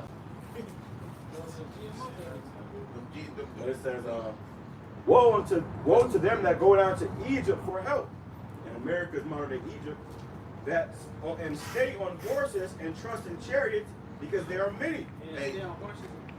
Nah, hey, you see how where that led you, man? You got all these people who are trusting in that serpent's juice, and look, they trusted in that so heavy that they trusted the next day after that, they came after that, and the next day they came after that, and they call it the roosters, okay, the roosters, and that still didn't help you, man. The amplifier. Yeah, you gotta get more and more. The first one's supposed to help you. But you gotta go get more and more. And then they find out the first one shit wasn't even like that. Right. It was a 99% survival rate. People they got you with fear. What did they tell you? They told you it was safe and effective. You see? Now they're coming out and telling you the opposite of that. They're coming out now and saying the opposite of that. But there's people who took more than eight of those things, man. Like, where are they now? And that's the thing about working at the post office that I mentioned, man. You have the day shift where it's mostly retired military people and elderly people, man. And the second shift from 6 to 2:30 p.m. Those are all elderly people, man. Every single one of them, they still have their mask on. And I've talked to a few that been yabbed up, and their eyes, man, they just look like zombies. They look dead. They look dead. They already dead. They just say this ain't dropped. It ain't dropped yet. There's a guy in my job like that too. He always had his mask on, and now randomly he started feeling pain. He was out for like a month. He came back, and I'm looking at it, he ain't the same, man. He's like, you about to drop dead, like, before. Sick. What do people do, man? And you might have been perfectly fine and healthy before, but now you all fucked up because you've been trusting in the devil. My granddad, he took it, and my girl's dad took it, and then both of them were saying they had like a problem with their leg or something like that. Yeah, some clots. Yeah. That's how the blood cell Same started. thing, bro. same thing. Yeah, a lot of them, like for the elderly that deal with certain diseases and bring those diseases back, like cancer and shit, man. Right. All right, you know how my dude I'm cool with at school, he told me that his job, the manager that was supposed to hire me, she never came back. I know her, she disappeared, bro. And they was like, That's how it is. Like, every day motherfucker can just not come back, bro. yeah, they said the bitch disappeared. She was sick. And then I asked her a few months later, I was like, yo, what's up? The manager's supposed to hire me. Fuck, bro. Damn. He said that it was from a re-expiring lung cancer. Reoccurring. Reoccurring lung cancer. Because you might get cancer or whatever, you might have beat it. You can take that yab, and then now that shit comes back. He just weakens your immune system. So it's like, damn, bro. And that's judgment from me. How about you, man? But like you said, Hey, the elders and apostles GREATTMILLSTONE taught you this before. You know, and before it was getting fact checks. Okay, it was conspiracy theory. Okay, but now they are telling you. So what is it now? You know, and nobody wanted to listen to the prophets before. Okay, but now they're telling you what they did to you, right? And the article was just released. They said, hey, the army just admitted that their soldiers were harmed by that shit, but they're not going to do anything about it. And you got these people who moving so powerfully. You had that one dude, he was a bodybuilder or something like that. He was like, oh man, something like that. Yeah, he was like, hey, he said, man, oh, this is all conspiracy theorist. Oh man, well, let me take it and see if something happened. Everybody went, oh, okay, yeah. He fought around and took it, and then died. Damn. Hey, but then he brought the elders and apostles GREATTMILLSTONE. They told you not to take it. We told you not to take it as well. But you had cancer that told people to take it. Tell the congregation to take it, man. People was dropping dead in their congregations, man. That's all right. Because what? You gave them ill advice. You know, that wasn't advice from YAHAWASHI, that was advice from a man of this world. hey, you see brothers who haven't taken it. Hey, brothers might come down with a little common cold or whatever, but brothers still standing. Hey, No yabs, no tests. Never. I was gonna say never. None of that. You ain't even put shit on my nose, none of that. I'm doing just fine. And Esau has he promoted and pushed that fear tactic and called That's all through the grace of YAHAWASHI shop too, by the way, man. But it was the Lord that kept us from that. It's the Lord that keep us healthy, keep us safe. and they promoted that and pushed that, and that fear tactic led to a massive anxiety attack to these people's minds. Right. You know, which where anything as a common cold was considered that illness, man. And it showed who served YAHAWASHI and who don't. Because if you didn't consider YAHAWASHI in that moment, a lot of people didn't think about YAHAWASHI. They didn't think about the Most High God or his son or what God would think. Well, that's what They just ran and said whatever, did whatever Fauci said. Right. Wait, that's what it was. That's what it was going to the scripture. You know, they didn't. You got people that trusting in this system. You know, Jake that trusting in this system, then trusting in YAHAWASHI, man. Trusting in oppression. Yeah. He's your oppressor. Why don't you trust where you trust in your oppressors? Right. You think they want any good for you? Nope. Hell no. If they do They good. oppressing you. They got you out. They had you out in slavery. They ain't gonna give you nothing that's really good for you. Because everything is bad for you. Because Esau now, he you know, the Lord coming back. And he said, "This thing's gonna be found in my hand. You're gonna get caught red-handed with Jake in your hand." So they trying to get rid of Jake. Yeah, go ahead. It says the same government that invaded you, kidnapped you, raped you, tortured you, enslaved you, miseducated you, starved you, lynched you, infected you, Jim Crowed you, drafted you, redlined you. Syphilis. He said infected you. He like that syphilis thing. Skeevy experiment. Just the Easter, right? It says redlined you, imprisoned you. Redlines you, kept you out of getting houses, imprisoned you. You can't get a house unless it's a prison house. Go ahead. Same government cares about your health. Right. Now they care about your well-being. You'll be a damn fool. Okay? You'll be a damn fool. And a lot of you niggas are damn fools. So what happened? You fell for it. You fell for the okey doke. Now you out here fucked up. Looking crazy. Said, hey, we love the black community. We love you We gotta guys. give it to you guys first. We gotta make sure we put you guys on our Take top. care of our black brothers and sisters. They be emphasizing on that black. We gotta make sure we take care of our black Black. brothers and sisters. Yeah, man, what the fuck? And that's it right now, you know about yourself, right? But if you call me black, I don't trust you, my nigga. Brother. You gotta take care of the brother. Like how Trump said, black jobs. Black jobs, You know, right? so they refer to you as just black. Or like, They really want to say negative, nigger. you know, disgusting. It's a new word for nigger, man. Yeah. All right, and you, Jake, are so It's a ignorant. byword. Exactly, you guys are so ignorant. Cause y'all actual niggas, man. Y'all ignorant, man. Well, niggas have got comfortable with being black. Yeah. That's all it is. Niggas Niggas got got comfortable with being black. Niggas got been comfortable with being called a nigga too, man. You know, niggas call niggas. You know? Hey, so hey, you know, the mindset of it is completely gone, man. Right. Let me bring this back though. It says Isaiah 31 verse 1. Woe to them that go down to Egypt for help, Right. and stay on horses and trust in chariots because there are many, and in horsemen because they are strong. Right. But they look not unto the Holy One of Israel, neither seek the Lord. Right. And you have it where Jake trusting this military might. Hey, you got Jake that's getting, you know, going into the military, thinking that they're gonna build a whole career out of it, go over there, get to these wars and lose their lives, man. You got Jake that's trusting their oppressor and the whole nine, man. When the scripture says, whoa, unto them, man. All right, really speaking to you so-called Negroes, Latinos, and Native American, man. To everybody else, you speaking to you, Jake, man. You hard-headed, stiff-necked, man. You trusting your oppressor, thinking that they're gonna do right by you. But you can tell you never trust our enemy. So grab this. When I got it real quick. Check out in there. What you got? Yo, real quick, I just seen a post. You know, I did a video on it earlier in the week. It was two old couples. They were adopting black children. Oh, yeah. And they were under slave conditions. Yeah, that shit was fucking sick, bro. They just found out about it and they see everything they was doing. You might get it in your captivity. Yeah, you know, yet to stay in your captivity. You know, because they had a younger child that was supposed to be a house slave and shit that was providing in the house and shit. Then they had the other ones in the cabin doing laborers work, man. That's children. They adopted them just to enslave them. Yeah. So to this fucking day, bro, in America, you still got slaves. In case you ain't know, look at the movie Antebellum, man.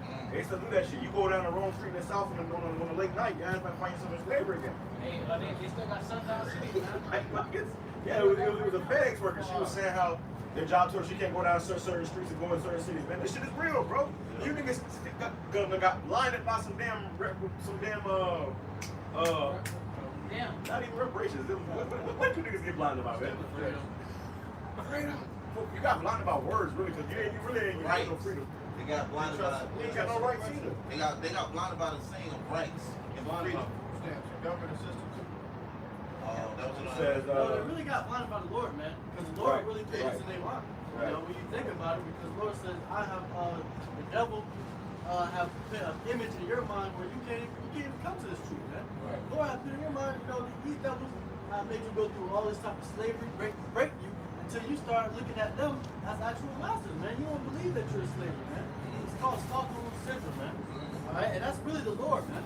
All right, you niggas are blind because the Lord blinded you niggas, and you must be destroyed. You know? It says, yet he also is wise. Yet he also is wise and will break evil and will not call back his words, but will arise against the house of the evildoers and against the help of them that work iniquity. Now the Egyptians are men and not the Most High. And Just Egyptians, but they are men. right, which is your oppression. Yep. These Americans are the modern day Egyptians, Yep. Babylonians.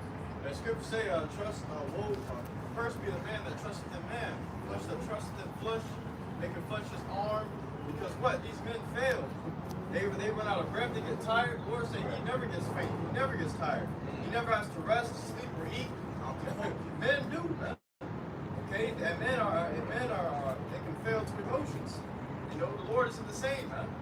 Okay, and he moves instantly.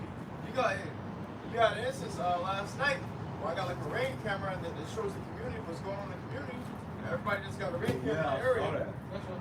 And the fucking everybody's reporting a blackout. Everybody reporting a blackout. I didn't have a blackout at my house. Everybody reporting a blackout. Somebody said someone tried to forcibly enter their house while your lights was off, man. Right.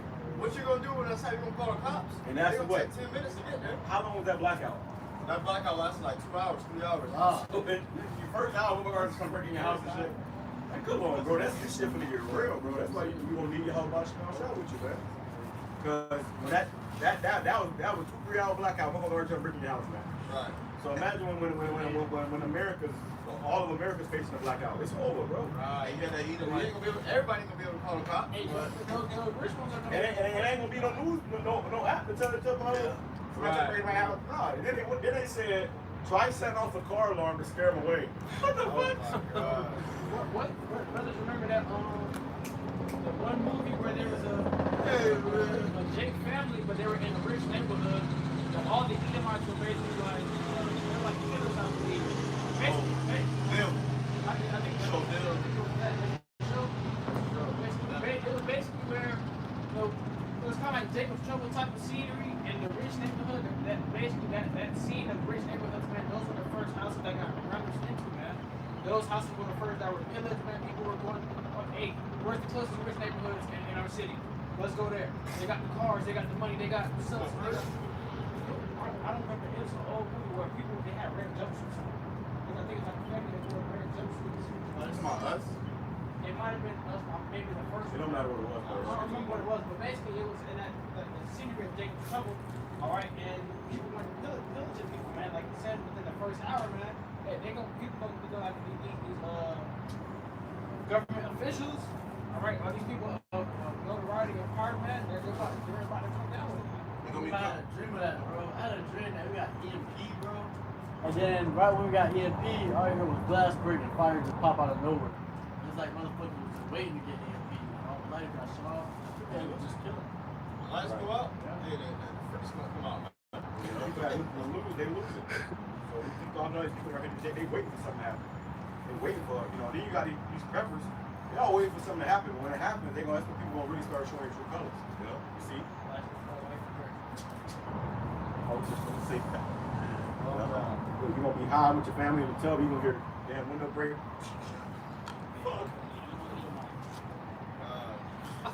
Hey, when the lights go out, everything is very quiet. So you can hear a needle drop. Right.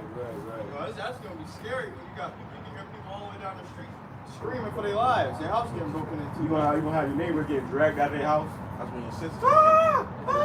Losing their fucking mind. When people gonna get dragged out of their house. You got women that's gonna be getting ravished. Men that's gonna be getting, shot. You name it, bro. It's gonna be like that out there, bro.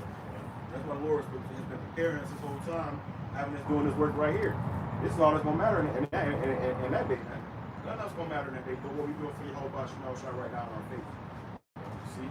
And then we endure to the end. I got that Ecclesiastes. Let me read it, finish this up. It says, verse 3, now the Egyptians are men, and not the Most High, and their horse is flesh, and not spirit. When Yahweh shall stretch out his hand, both he that helpeth shall fall, and he that hopeth shall fall down, and they all shall fail together. Hey, so you whooping in this devil, okay, and this devil helping you. Both of y'all gonna fail, man. The Lord stretched forth his hand. Okay, it ain't gonna come to succession, but the Lord always succeeds his missions. It's inevitable. Yep. It's inevitable, man. You're gonna fail. So you people that do that, man. Hey, they really, like I said, the niggas on TikTok. Oh, we help us and no, not Putin, Trump, man. You through. You're supposed to call upon YAHAWASHI, and that makes the Lord even more pissed. You seek not Putin, and trust not in the Holy One of Israel, man. The Lord will prove a point to you. You love to do it to the crowd, man. And the scriptures say the simple pass on and are punished.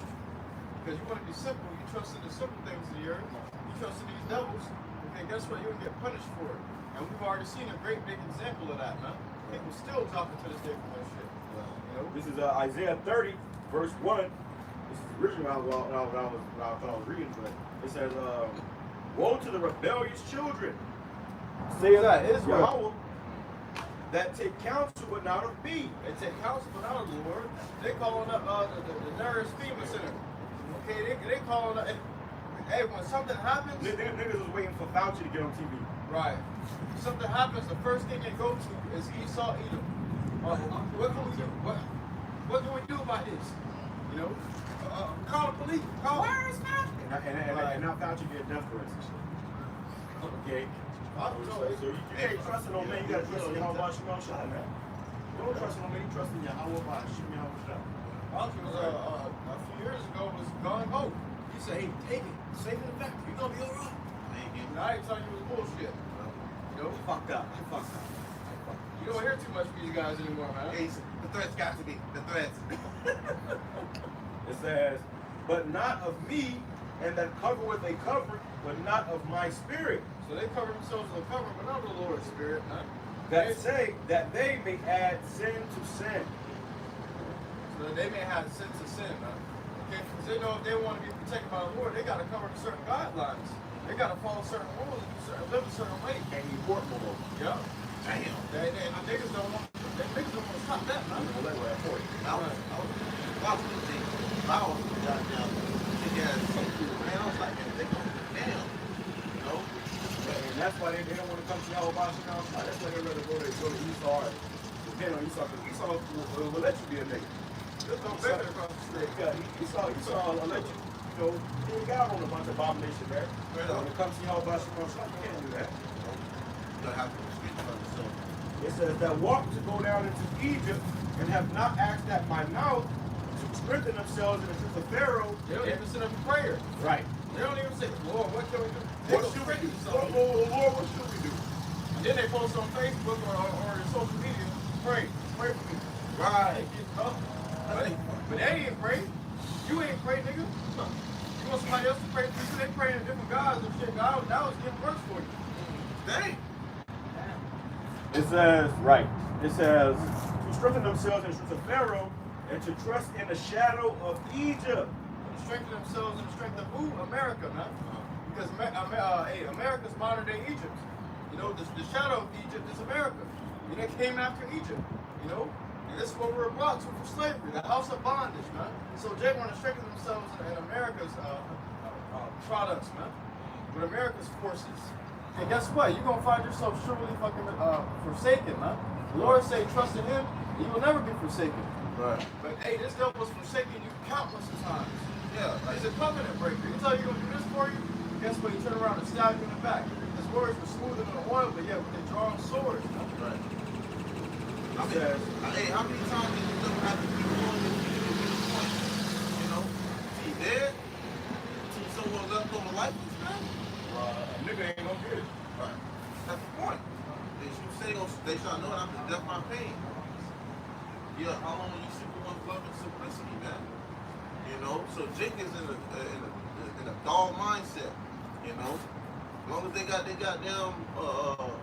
nearby goods, they good. They don't give a hell. They don't give a damn what's going on, man. Right. This This stuff- nigga got, you know, food, Yeah, some food, big booty weed. bitch, some weed, Yeah. some entertainment. Yeah, that's it. That's all they give a damn about. Why you got your pressure preparing slaughter, man. That's what dude Henry Pavel said. They said, once you got you, the only thing got regular sex, food, and entertainment, he forgets all his conditions.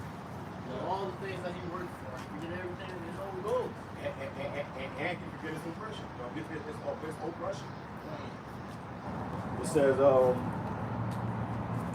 verse 3, therefore shall the strength of Pharaoh be your shame, and the trust in the shadow of Egypt your confusion. And these people are ashamed and confused now.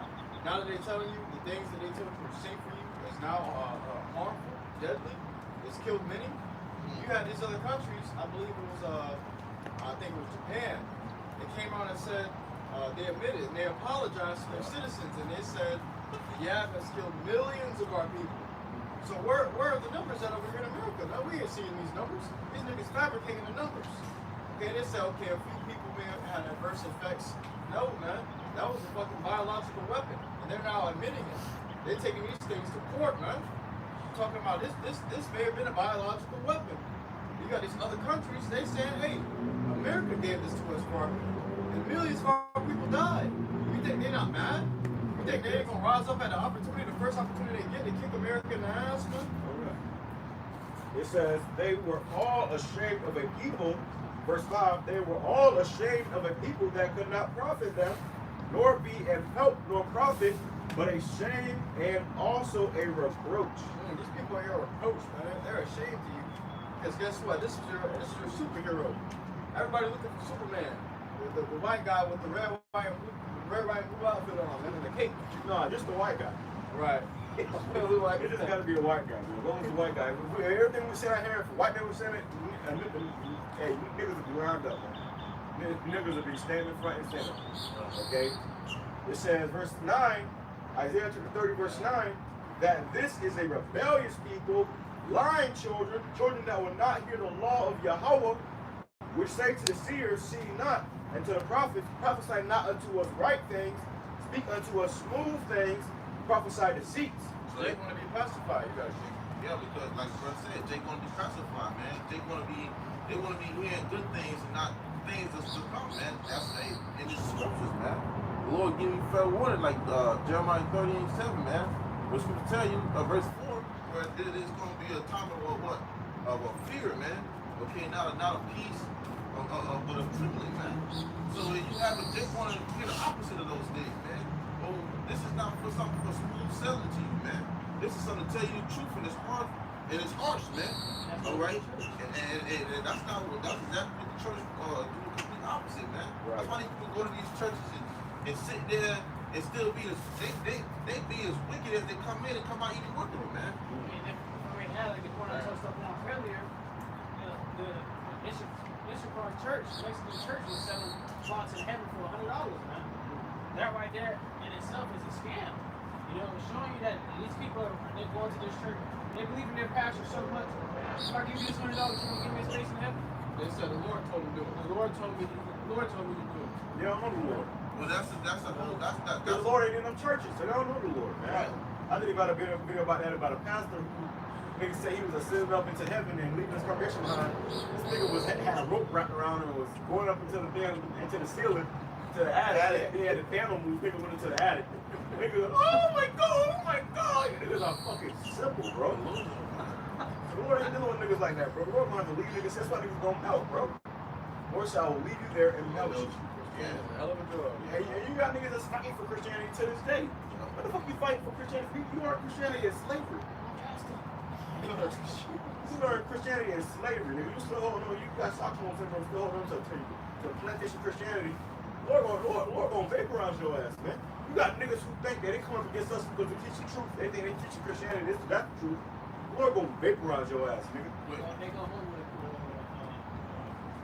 feeling like, oh, I just talk down on some niggas, they talk something. They accomplish something. Oh, yeah, that's You tell us the same shit we was told since we was fucking Yeah. since we was born. Plantation Christianity bullshit we was told when we was a baby. You tell us the same shit now, and full grown man, and you think you can listen? No, you full of shit, man. So it just means it ain't for you. And all Christianity is a so-called religion to worship the so-called white man. Right, white supremacy. Hey, Forward white supremacy. Hey, when I was growing up, man, and I grew up in that shit, I looked at it, man, and I just could not, I could never get right with Couldn't this get shit, jiggy with man. it. I'm just like, what the fuck is on? Hey, cause I used to hide from church, man. Yeah, It was too buttery. It was too cheesy. it wasn't They used to tell realistic. you that you was gonna go to hell for not liking it. I ain't never believed none of that shit, man. Straight up. Well, you know what it was? The spirit is, that's why you brought us out here now, because the spirit was something with you, letting you know, the Lord ain't in them churches, man. Right. So you go to church, you look at motherfuckers, grandma falling all over the floor. They got the music blasting. And that shit is a spell. Oh my Cause that God. music was so fucking loud, bro. I don't know how you hear it. It was like two clicks. It was like 2 clicks from your eardrum was bursting, and you know motherfucker. Ding, ding, ding, ding. Yeah. It was a spell on it, bro. And then at least 80% of the service was just that loud ass music blasting, man. Hey, I remember when the time. Hey, I remember the I time. remember I would be waiting for the pastor to say some shit. I'm trying to get past this fucking loud ass banging music, trash it off. And he'll pastor ready to say some shit. I'm about to get something in the spirit. He was saying some stupid ass shit. Oh yeah, and then done. It's like 5 minutes. Done, done. Yeah, Yeah. yeah. I mean, what the fuck this ain't that, man? Hey, concert. It was a show. Hey, hey, I remember there was a time where they was calling people up to, pray or whatever. And I remember I came up there and I seen people, you just do this and mom was, falling out. So when I got out there and he would act like he was doing something, I'm like, man, let me see this shit real. What's with it, man? He did it. He was like this. I'm sitting there like this. He trying to push you back. At this point, you just push my head back, man. What you doing? He like, Oh yeah. Oh, I'm coming back. Like he couldn't get it. Because they all in on that shit, man. Right. People was just faking, man. It was just faking. You know what I'm saying? And that pissed them off, man. Yeah. That pissed people them some off. too. I was in my grandma's church. It was how you doing? Not bad. It was a service where they was like, you know, praying for the kids to go back to school. And I guess like they had all the kids lined up, and it was my turn to go up, and I'm just pastor like skip me, bro. Why you just skip me? But that's how you know the Lord was already dealing with you, man. And he literally prayed, give his face a look, and he skipped me. And I was like, you know, that right there to go to show you that, hey man, the Lord was already praying his prayer. Sorry.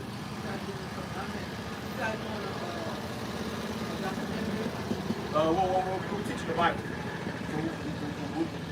So we young brothers that believe in the Bible, and the Bible is about the Hebrew Israelites, which are so-called Negro Hispanic divinity. So we come out here and we document us, going to the scriptures, giving us the true breakdown of what the Bible is talking about. That's on the, can I take a picture of it? Yeah, absolutely. Yeah. Oh, this is what I'm doing. What's that right up? I go to the river of Tampa Bay. Okay, we heard about it. Can I get one of those if you don't mind? I heard about the river. Now, did they tell you that the Lord, according to the Bible, was a so-called black man? What? Did they tell you that the Lord, according to the Bible, was a so-called black man? I've heard that. Yeah. You heard that, right? But did they tell you that at that church? Here? Yeah. They didn't say it. I only been there like about a year. Right. So you've been here for about 30 seconds. We're gonna tell you right now. How about that?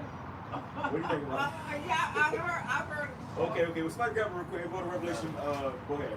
This is the book of Revelations, chapter 1, verse 12. And I turned to see the voice that spoke with me. And being turned. Now this is John the Revelator. He's saying the Lord is about to appear unto him in a vision. He's about to see what he looks like. He's about to describe him to the best of his ability. Let me write this down. Go ahead. Yep. I saw 7 golden candlesticks, and in the midst of the 7. And this is the KJV Bible, by the way. So this is the KJV Bible. Revelation 1, verse 12. Okay. See, the skirt churches, they hardly ever go into Revelation because there's a lot of prophecy they don't really understand. 1 verse 12. Right. But in these last days, the Lord is warning his people, giving us this true doctrine to come back to him in truth and in sincerity. Because you see, if we were going into it, you got Russia, China, Iran, Saudi Arabia, they all get ready to bomb America. North Korea. Y'all get ready to what? They all get ready to bomb America. They send nukes. They all got nukes. And they get ready to send those nukes over here to blow America up. That's Bible prophecy, which in the Bible talks about the lake of fire. The real lake of fire is going to be America engulfed in thermonuclear fire. Okay. Where is that in the Bible? We're going to show you that. I'll finish it real quick. It's verse 13, back in Revelation chapter 1, verse 13. And in the midst of the 7 candlesticks, which is the menorah. All right. Who got it on?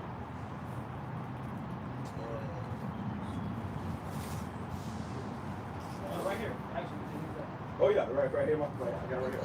So this is the menorah. You see this before, right? With the candlesticks, right. So we say in the midst of this is the scripture. Read that part again. Verse 13, and in the midst of the 7 candlesticks, one like unto the Son of Man. The Son of Man, which is the Lord. His true name is YAHAWASHI. All right. His true name is YAHAWASHI. That's his name according to the Hebrew. All right. And it said, one like unto the Son of Man, the 7 candlesticks is the menorah. Now the Jewish, they have 9 candlesticks. Did you notice that? They have 9, but the Bible says 7. I read that in the Bible. Go ahead. Clothed with a garment down to the foot. He had a garment down to the foot. So this is the picture of the Lord, according to the Bible. He had a garment down to the foot. We got garments down to our foot. This is a garment, and it's down to the foot. Right? Go ahead. It says, and girt about the paps with a golden girdle. Girt about the paps with a golden girdle. He had on the golden belt. Go ahead. His head and his hairs. His head and his hairs, meaning the hair on his head and his hairs. Go ahead. Were white like wool. Were white like wool. Now it was white, but the texture was woolly. What people on the face of the earth have woolly hair? Black people. That's right. That's right. Africa. Right. Go ahead. It says, as white as snow. As white as snow. Go ahead. And his eyes were as a flame of fire, His eyes was a flame of fire. Go ahead. and his feet Because you had John the Baptist or John the Revelator, he was kneeling down. Like brass, right? Yeah. So he's seeing his feet. Now, if I see your feet, it's gonna be the color of the rest of your body, right? So, because he's saying he's seeing his skin. Go ahead. and his feet like unto fine brass, Uh-huh. as if they burn in a As furnace. if they burn in a furnace. So brass is a derivative of brown. If you chuck it into a fire, it comes out dark. So the Lord was a so-called dark-skinned man. All right, according to the Bible. Go They ahead. didn't tell you that in that church because he's a dark skinned man. They're not dark skinned. Okay, so what you're saying is that we can call. Right. A whole lot. And we young brothers, and we had to come to that understanding. We want to talk according to the Bible. We was talking according to people's to the theology school, and really just to the so-called white man. Because when we learn Christianity, we learn Christianity in slavery. All right, and the white man give us nothing to give to get us out of slavery. So now we come into the true knowledge. We actually open the Bible. It's in the Bible. Yeah. See? Don't worry about it. It's in the Bible now. So because before we couldn't read, you know, and now we know how to read. So now you know how to read. You actually read the Bible, and you come to the true understanding of the Lord, because it's important for all of our salvation. Okay, well, actually, back to what I was doing is I go to the river and we were taking surveys. Okay. Okay, so What kind of surveys? What is Christianity? Well, we believe in the Bible. We're not necessarily Christians, but we follow the Bible to the best of our ability. See what I'm saying? Because Christians don't believe in the Messiah the way that the Bible says he is. See, But it's in the Bible, though. right, exactly. That's what you might think. But everybody, you know, minus the horn, this in everybody's church. This in grandma's house. This all over the place. And this is what Christianity promotes. See what I'm saying? But what the Bible says. Yeah. You see? So that's where there's a disconnect. And us being young brothers, we said, you know, some man, wait a minute, hold up. Well, it's only one living God, though. That's right. But so I mean, you gotta worship the true living God. But if you worshiping this guy, he's not even in the Bible. Are you worshiping the true living God? Well, somebody grab what is that? Daniel chapter 7.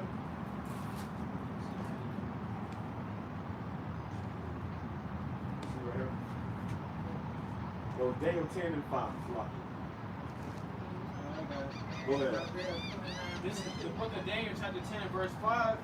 Then I lifted up mine eyes and looked, and behold, a certain man was clothed in linen, whose loins were girded with fine gold of Uphaz. His body was also like a beryl, and his face as the appearance of lightning, and his eyes as lamps of fire, and his arms and his feet like in color to polished brass. Arms and feet like in color to polished brass. Go ahead. And the voice of his words like the voice of the multitude. Is that That's Daniel. that's Daniel 10 or what? 5 and 6. Okay. Verse 7. Go to verse 7. What does 7 say? And I, Daniel, alone saw the vision, for the men that were with me saw not the vision. Alright, that's it. It was supposed to say the Ancient of Days. The Ancient of Days is it? Because see, you remember when the Lord was talking to Philip, and Philip told the Lord to show us the Father. And he said, have you not seen the Father? The Father, Philip? Because the Lord looks just like the Father. See?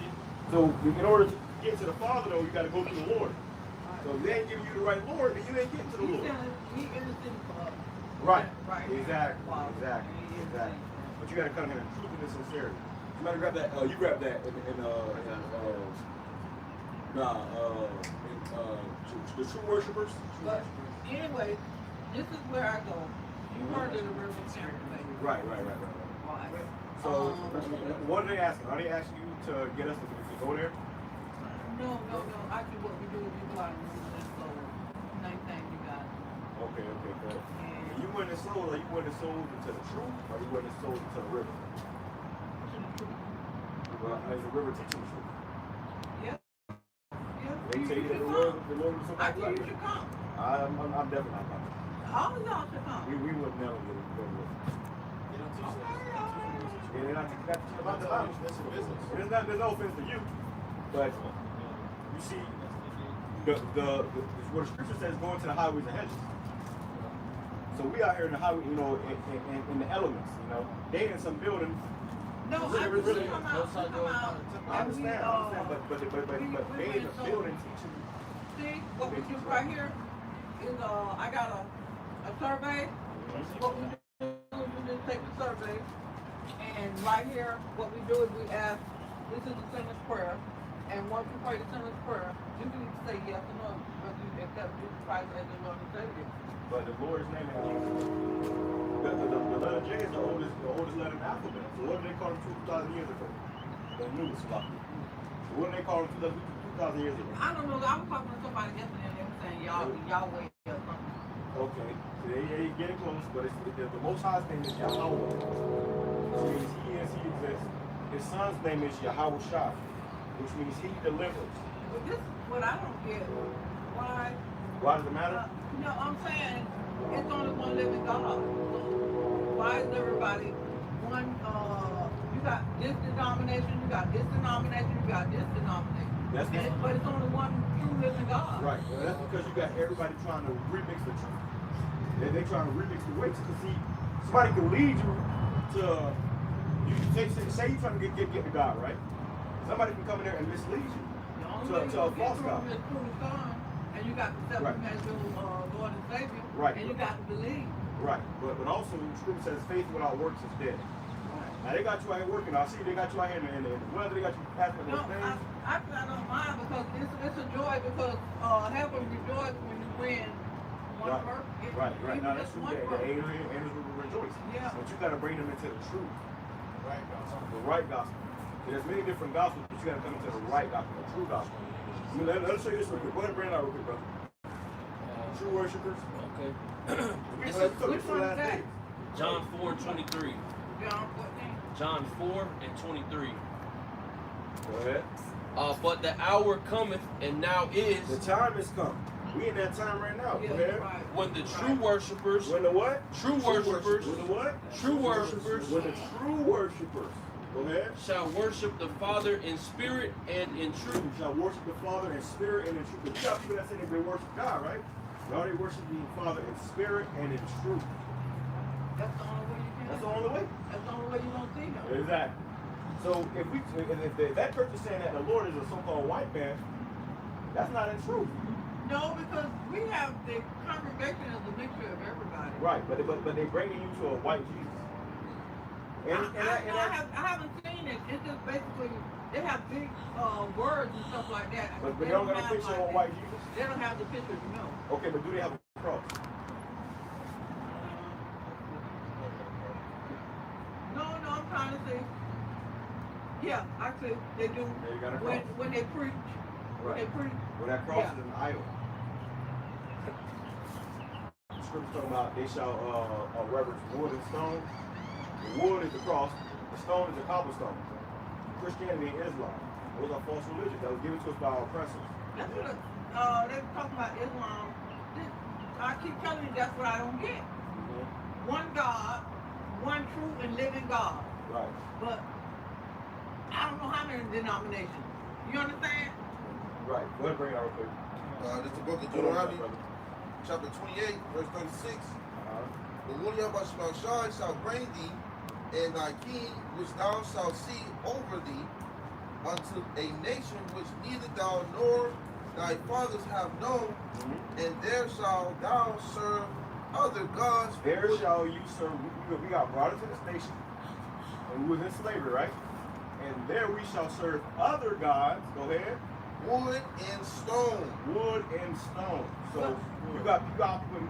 Black people worship two religions, either Christianity or Islam. Christianity is the cross. They wear a rosary, the wooden cross. The stone is the cobblestone. They print on that cobblestone. You had people. Yeah, the cross, but also the cobblestone. You had these people that went and did a pilgrimage to the cobblestone, and over 2,000 of them died from heat strokes. That's over there. In Mecca or whatever they call it. 2,000 people died from heat strokes. So that means the Lord ain't with him. If the Lord was with him, he was proud. No, they wouldn't have died. You're right. Yeah. Not if you got God. Right. And not if you're going to go praise God, right? But the true God of the Bible killed them because they was praising a false God. No, they wouldn't have died. Because he would have brought them through. Exactly. That's for sure right there. Exactly. I know that. So some ain't adding up. But go ahead. Was it or not? Yeah, go ahead. Bring that back. God do miracles. That's right. Right now, He today. ain't gonna let you die of heat stroke on the way to That service. was the devil right That's there. right. So that's why we say, you know, it don't That add was up. nothing but the devil right there. That's right. Go ahead. But the hour cometh, and now is, when the true worshipers shall worship the Father in spirit and in truth, for the Father seeketh such to worship him. The Father seeketh us to worship him in spirit and in truth. There is no back and forth. Ain't no this way, that way. It's one way. Yeah, you're right. It's only one way. That's right. Go ahead. God is a spirit, and they that worship him must worship him in spirit and in truth. In spirit and in truth. Now, you got these established Christian churches, they're not bringing you to God. Because No, the way our preacher preached it, the same thing he just said, and he preached it just like that. You have to worship him in spirit and in truth. Otherwise, you're not going to get to heaven. So, let me ask you this then. What's your nationality? No, right here. He's from, you got to. Oh, it's a white man. This your pastor? No, you got to read it. No, it's your pastor. No, guess what? Guess where he's from? Where you from? You're not going to believe this? Where you from? Africa. Oh yeah. He was over there touching on them kids. That's where he's from. He's the pastor. That's what he said. Yeah, That's the pastor and his wife? That was just the fact. Yeah, she's from Africa too. They're from Africa, huh? They came over here. You can read the whole story. Go online. He's online. Go online and you can read the whole story how they got over here. They did revival. That's how they got over here. And they from Africa. So, my question is though, like, whenever they have this church, right? When you establish a church like that, and you know, which I heard about this church. They got multiple church like this, No, right? actually, they do revival. Revival, Africa, they go all around the world. That's how they got to America. Okay. So that's how they got to America. Okay, I understand. So what happened was they went to Africa. No, they were born. They are African. Okay. Both of them. They're African white.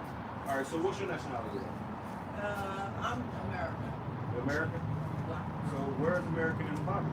Afro-American, whatever you call it. Right, whatever they call it. Right? That's me. The Bible is for the Hebrew Israelites. As you come into this knowledge and understanding, you're gonna find out they're supposed to have taught you the truth about who you are. See what I'm saying? I'm not doing it. Okay. So right here on this chart right here, hold the sign up. The Bible is about the 12 tribes of Israel. Okay. And you got Negroes here in America who are the tribe of Judah. Those are the real but you Jews. gotta look. Hold on, let me show you now. Let me show you. Let me show you. This is no joke. He don't preach that. He can go right here. He can go right here. River Church. And all you have to do is you go online and you everything. He do a lot of tremendous stuff for the community. Actually people all over. everywhere. Chilling on y'all, And but you gotta hang show out up for here, bro. you gotta So, read everything. alright, call me, brother. Alright, I got you. See, you've heard of them, right? I heard them, yeah, I heard them. Chilling on y'all, but alright, bro. So, 1400 this week, something, alright. He took a stand. Stand for what? A stand for, if you remember they had COVID. They wanted them to, Shut down. You ain't do it? Okay. All right. I said to this wife, I said, you gotta go and read everything from the beginning. How he got here and everything, and then you'll understand. He preached the truth. Okay. Straight up, he was saying, what he was just saying in spirit and truth, that was like last week. Okay. So you can go when you get a chance, and they do a lot of, actually, Monday, I think they need today, they're going to What they gonna have the Olympics at? I'm not sure. But anyway, they going over there. I got they you. going over there from the first. It's on here. They Good going job, over there bro. from the first I heard. to The water. Love, brother. July. As a matter of fact, they getting ready to have revival over there now. All right. Go read it. For real. When we read this, right? Read the Bible. For real. Read about him and you'll see. We'll appreciate you. Okay, so I appreciate you guys too. But read about him and you'll see he's not doing no false prophet Okay, thing. I'm gonna check him out. But look, For real, check him let me out. ask you this though. Why him He got is no, from Africa. but why him got no beard in his face? Don't ask me, I don't know. The Bible says for that beard in his face. I don't know. He followed the Bible though, right? Real quick, somebody got it real quick. Just, you gotta be able to see these signs. You know what I'm saying? Somebody got it real quick. Because I hear what you say, I know, and I know that I can convince you to come out of that church. Guys, what all that you guys. That's what the Bible says. This is Leviticus chapter 19. This is the law. The law still stands. All right, it's the law. At first, Bible said Bible. This law still But stands. anyway, he I see, but is he following the Bible for it? check it out. Okay, Kingdom, but Check it out, who was the check it Kingdom out, for check it though? out. Who was the Kingdom for though? What he does is he builds what he does. Do ministry. He builds, like you guys, if you want to go to Bible college, and we charge you nothing. And really? then, yeah, actually, and he don't hold nobody back, and he sends them out. Oh, really? All over the world. Well, they teach you in the Bible college. They got to be, yeah, of course. Of course they got to be. Okay, Let well, me it's show you this right okay that we can agree to disagree. That's right. It's okay. That's all right. But I want to show you something real quick because this man, he ain't following the Bible. Look, no, look him up. I'm gonna look him up. For real. But from this picture right here, I can point out 5 ways he ain't following the Bible. Yeah, you just told me, you said he's supposed to have a beard. Bring it out real quick. Bring it out real Just quick. saying that. Real quick. Just something simple. Leviticus 19 verse 27 Uh-huh. says, "Ye shall not round the corners of your head." So you're not supposed to make yourself bald over there. It says, neither shalt thou bar the corners of thy beard. You're not supposed to shave your beard off. See? So we can't be bald head and we can't come out here with no beard on our face. He shave his beard every morning. So he's disobeying that law, that commandment right there. He's disobeying that part of the Bible. So how much more about the disobey? Now we ain't perfect. Oh, no, We ain't perfect. And listen, we ain't perfect. We still fall short, you know, but at the same time, We all fall short. we all fall short. But something as simple as not shaving your beard. That's between him and God. Right, but he supposed to be leading you to God. That's between him and But God. he supposed to be leading you to God. He's supposed to be leading you to God. So if he leads you to God and he got a problem, God got a problem with not having a beard in his face, what is that problem with you about? Follow this guy. You got Follow him. Well, I'm kind of like locked in a little bit. I'm locked in now. I know you locked in. I know I'm you kind of like locked locked in now. in. Yeah, I know. They got you out here doing their No, ministry. I don't mind going with the souls. I know, Because but are you winning that's going souls, into though? that's going into my account now. I understand that, but all you want to do is you gotta really teach. You gotta come to the church. Yeah. You know? Yes, right here. Did you read it? Did you read it? Did you read Yeah. this? We give credit. That's what we do, and that's what we ask. And then just, if you guys have any kids, pass that around. And for the 4th of July too. They having dinner. I mean, they having and they do fireworks. Everything's cute. Oh yeah. Yeah, they do it right out there on the property. All Yeah. right. Well, we appreciate you. And this is what we lead people to God with right here. We just ask them to say the prayer. Okay. That's the scripture. For winning souls. Go ahead. That's the scripture for winning souls. That's the sinner's prayer, right? But this is John 9:31.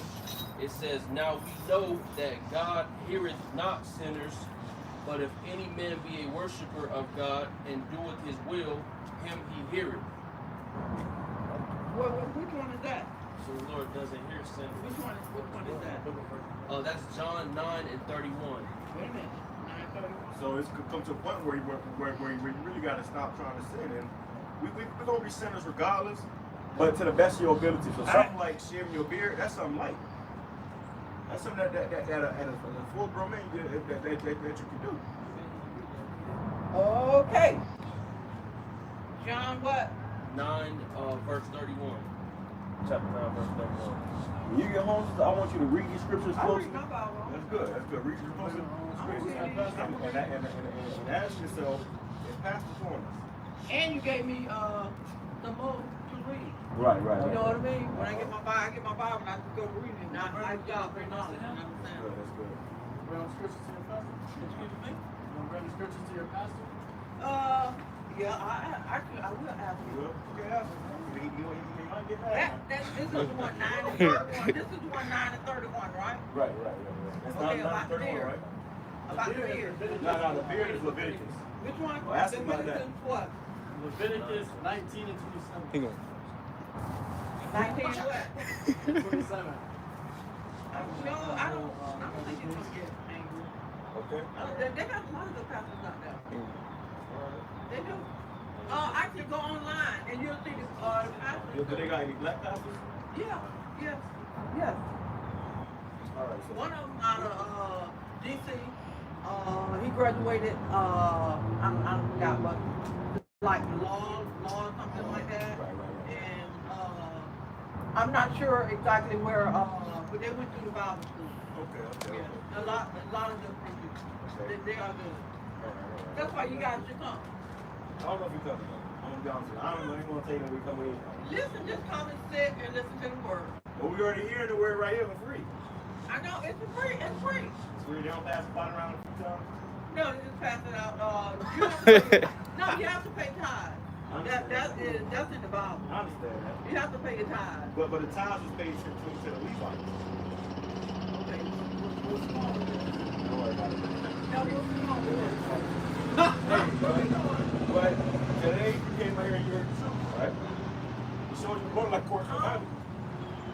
I'm going to read my Bible and I'm going to ask God for knowledge and understanding. And I'm going to read the scriptures you gave me. Right. And that's all we got. The What's your Lord name? wants you. Are you guys online? We're online. Go on here. So you right there real quick. We on YouTube. You on YouTube? What is it? It's Prophets in Babylon. Prophet? Prophets, yep. Prophets in Babylon. PROPHETSINBABYOLON.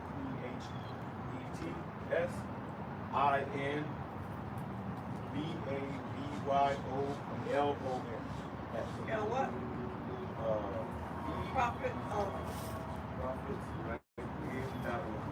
B-N-I-N? Babylon?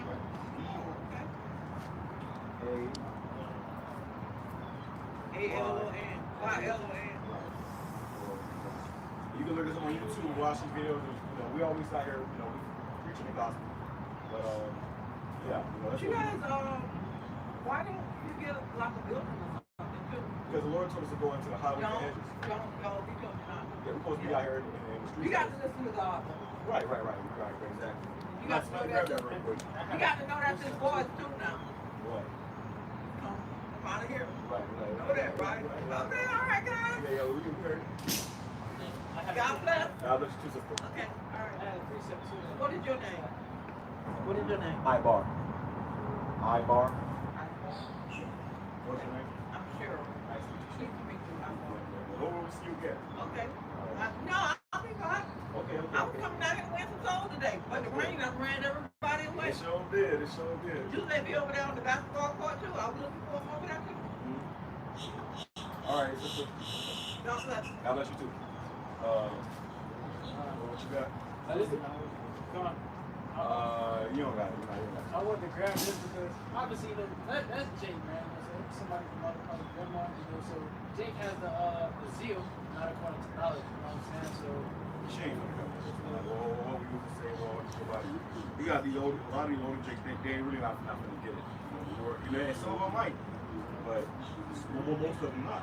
Because she said, I don't know. She said, I'm locked in. She's locked in with that church. She locked in with that false doctrine. she believes that's the way. She believes that's the way, right? She want, if it And comes, she got here doing the work for them. So if it comes down to it, it would be that woman's will, to be buried in that church and stuff like that. Like, so she would want to be partaking in that church. And the reason I'm grabbing this is because she keeps saying that her pastors went to college. They got people graduating college and so many different things. This is the book of 1 Corinthians chapter 1 and verse 20. Where is the wise? Where is the scribe? words of the spirit of this world. Have not Yahweh made foolish the wisdom of this world? So you go to college, they send people to college, which is a theological school, cemetery school, where they ain't teach you the truth about the Bible. Because if it'll teach you the truth, it was going to start freeing the slaves. You're talking about winning souls. This truth is going to free the slaves. The truth shall make you free. You see? So most of our people, they ain't going to get that. Yeah? And she said, I ain't say it for her. She said she locked in. And she's leaving now. She really came out here to get this word, man. Because when she pulled up and she tried to walk, and she nobody to turn back and stop here. Now she's leaving, man.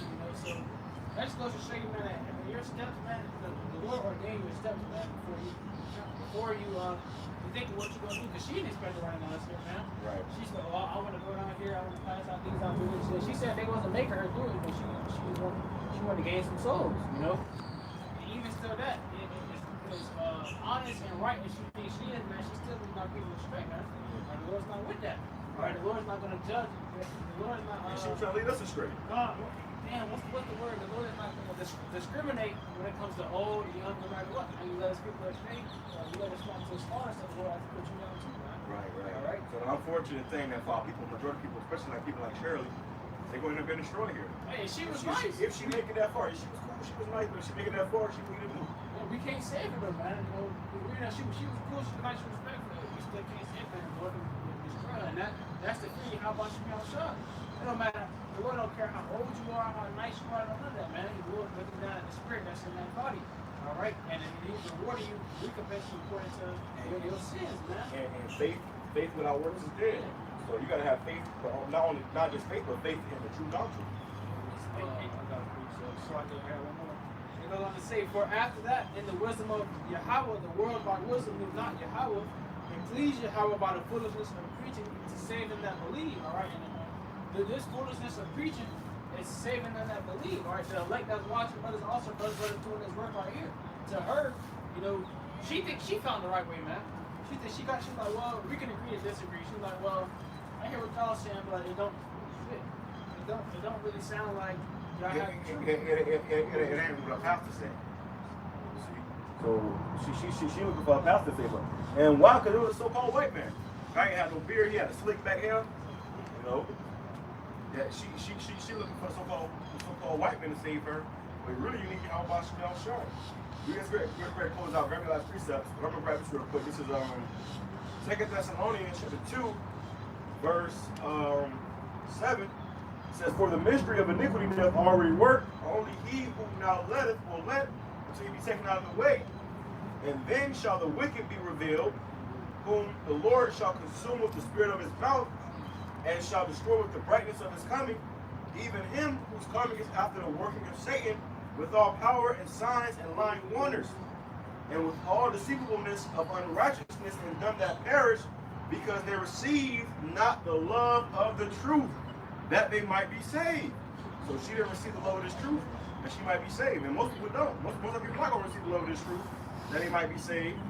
It says, and for this cause, the Most High shall send them strong delusion, and that they should believe a lie. So the people out there receive the strong delusion, and they believe in a lie.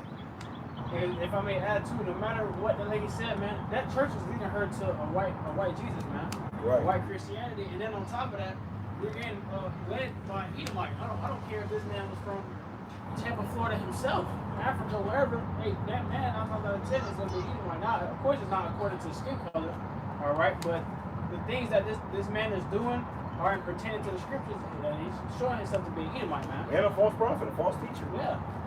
It says, here's the point, that they all might be damned who believe not the truth, but have pleasure in unrighteousness.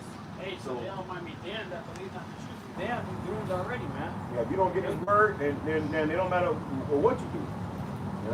You already fucked. You damn, you're gonna be destroyed, and the Lord got you just for that purpose. It says, but we are bound to give thanks always to the Most High for you, brethren, beloved of the Lord, because the Most High has from the beginning chosen you to salvation, through sanctification of the Spirit and belief of the truth, whereunto he called you by our gospel, to the obtaining of our Lord, Yahawashi Mashiach. Right? So you got to come into this true knowledge, true understanding. And we showed her that in the Bible. Once she read the proof, she never heard of Christ before, man. I'm gonna read it. Well, if you have, Jake been in that church for 30, 40 plus years, never heard these precepts. You know? He said, I read my Bible. Well, how come you never read this before? Because the pastor telling you a bunch of shit that sounds smooth and make everybody feel good, we telling you the truth, and the truth hurts. If I may add on that too, you realize that once you got the truth, it might be certain scriptures that you went over, but you go back, like that you read before, when you was in the churches in the world, and you go back and read it, it's like they pop out to you that more. Right. These people not having the truth, man, you can read it all day. You can read it for the end of the world. Loose are gonna fly. But if the Lord don't quicken you, man, and you don't get the spirit or the actual truth, you're never gonna fully understand it and grasp it. What you said, a pastor said that truth and spirit and in truth. My pastor said, and we'll read. Brothers will read the scripture. Speaking in spirit and in truth. And brothers will read the scripture. Tell them, well, when your pastor got agree on it, say, well, he, and I wanted to ask before she left, if you read that scripture to your pastor, is he gonna turn and say, well, that's just a matter of opinion. He's gonna say a bunch of stuff. I was gonna say if he does that, the brother might have a script to back it up. Hey, the Lord changes not, man.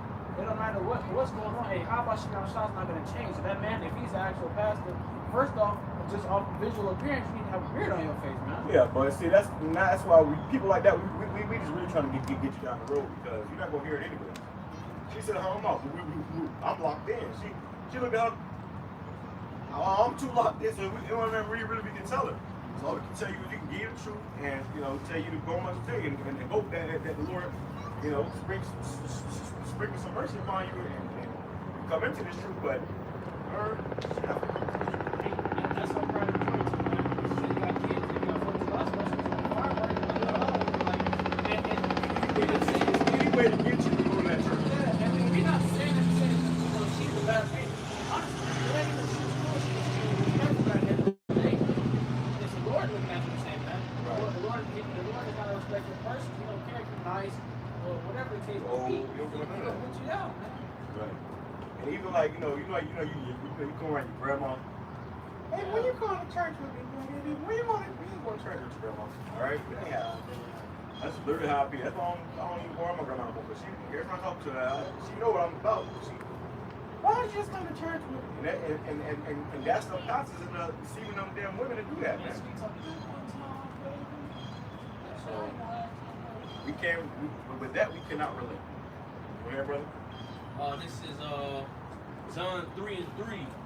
It says, Yahawashi answered and said unto him, Verily, verily, I say unto thee, except a man be born again, he cannot see the kingdom of Yahweh. You gotta be born again, man. You can't come to that same state that you was all your life a Christian eating pork, you wearing pants. No, you gotta be born again, man. You gotta be changed. And the only way that can happen is if the Holy Spirit comes around you and calls you to change.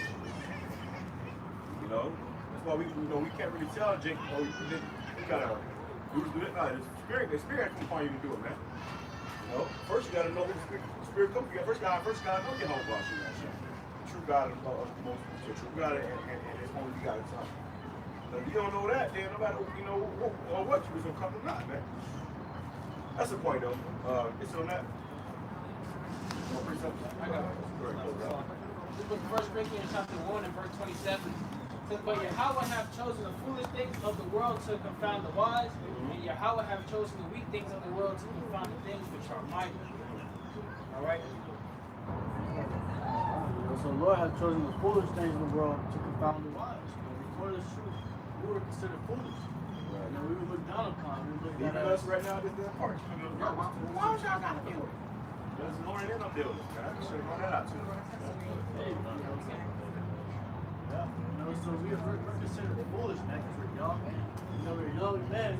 They would think we'd be out partying and shit. So they would think you don't got nothing to tell me. But once you get into these scriptures, they get confounded, man. But can you imagine being that old and still not knowing the truth? I was just about to say, that's the spirit. His brother's minds be the same spot. I was about to say, like, obviously, if brothers had the chance to live back like prophets of old, long periods of time, you know, with the Lord's servant, of course, brothers will do it. But in this day and age, man, hey, brothers don't even be wanting to see that old age, man. Brothers are rather, hey, you know, if they had to come to that point, hey, you know, Lord, hey, take me out before I gotta get 70, 80, 90. Yeah. So she had the cataract. Well, one eye, so she was blind in one eye. I was like that's hell. And then on top of that, you still trying to seek for salvation that's not gonna come to that church, man. Right. All right. You know, and that right there, your pastor is telling you, you might go out here, you know, get some people to come to the church and pay a tithe. You know, go ahead, you know, put money in this book. And mind you, that's how they get Jake too, man. Hey, just damn. Our people have been deceived, man. Damn. You know, and for the most part, a lot of them ain't gonna come out of that, man. Jordan ain't gonna come out of that. Sometimes you know, you can say like, damn, we in hell. We need the Lord. We need YAHAWASHI. You tried to sup with her a little bit, but ain't what she was. And even though she was understanding what we were saying, she still she said her own arm already locked in. You know, so she herself moving that church. And then she was trying to get us to go to the church with us. So I was like, hey, nah, like I said, we can agree to this. That's how we need to do. We got to pray to the Lord. YAHAWASHI, hear me. I am a sinner. I need your help. I am not perfect. Help me. Yeah, pray to the Lord, man, because if not, and the Lord, you know, just meet every time, the brothers will be out here living along as she was. Hey, brothers would be destroyed, man. Brothers would be out here all messed up.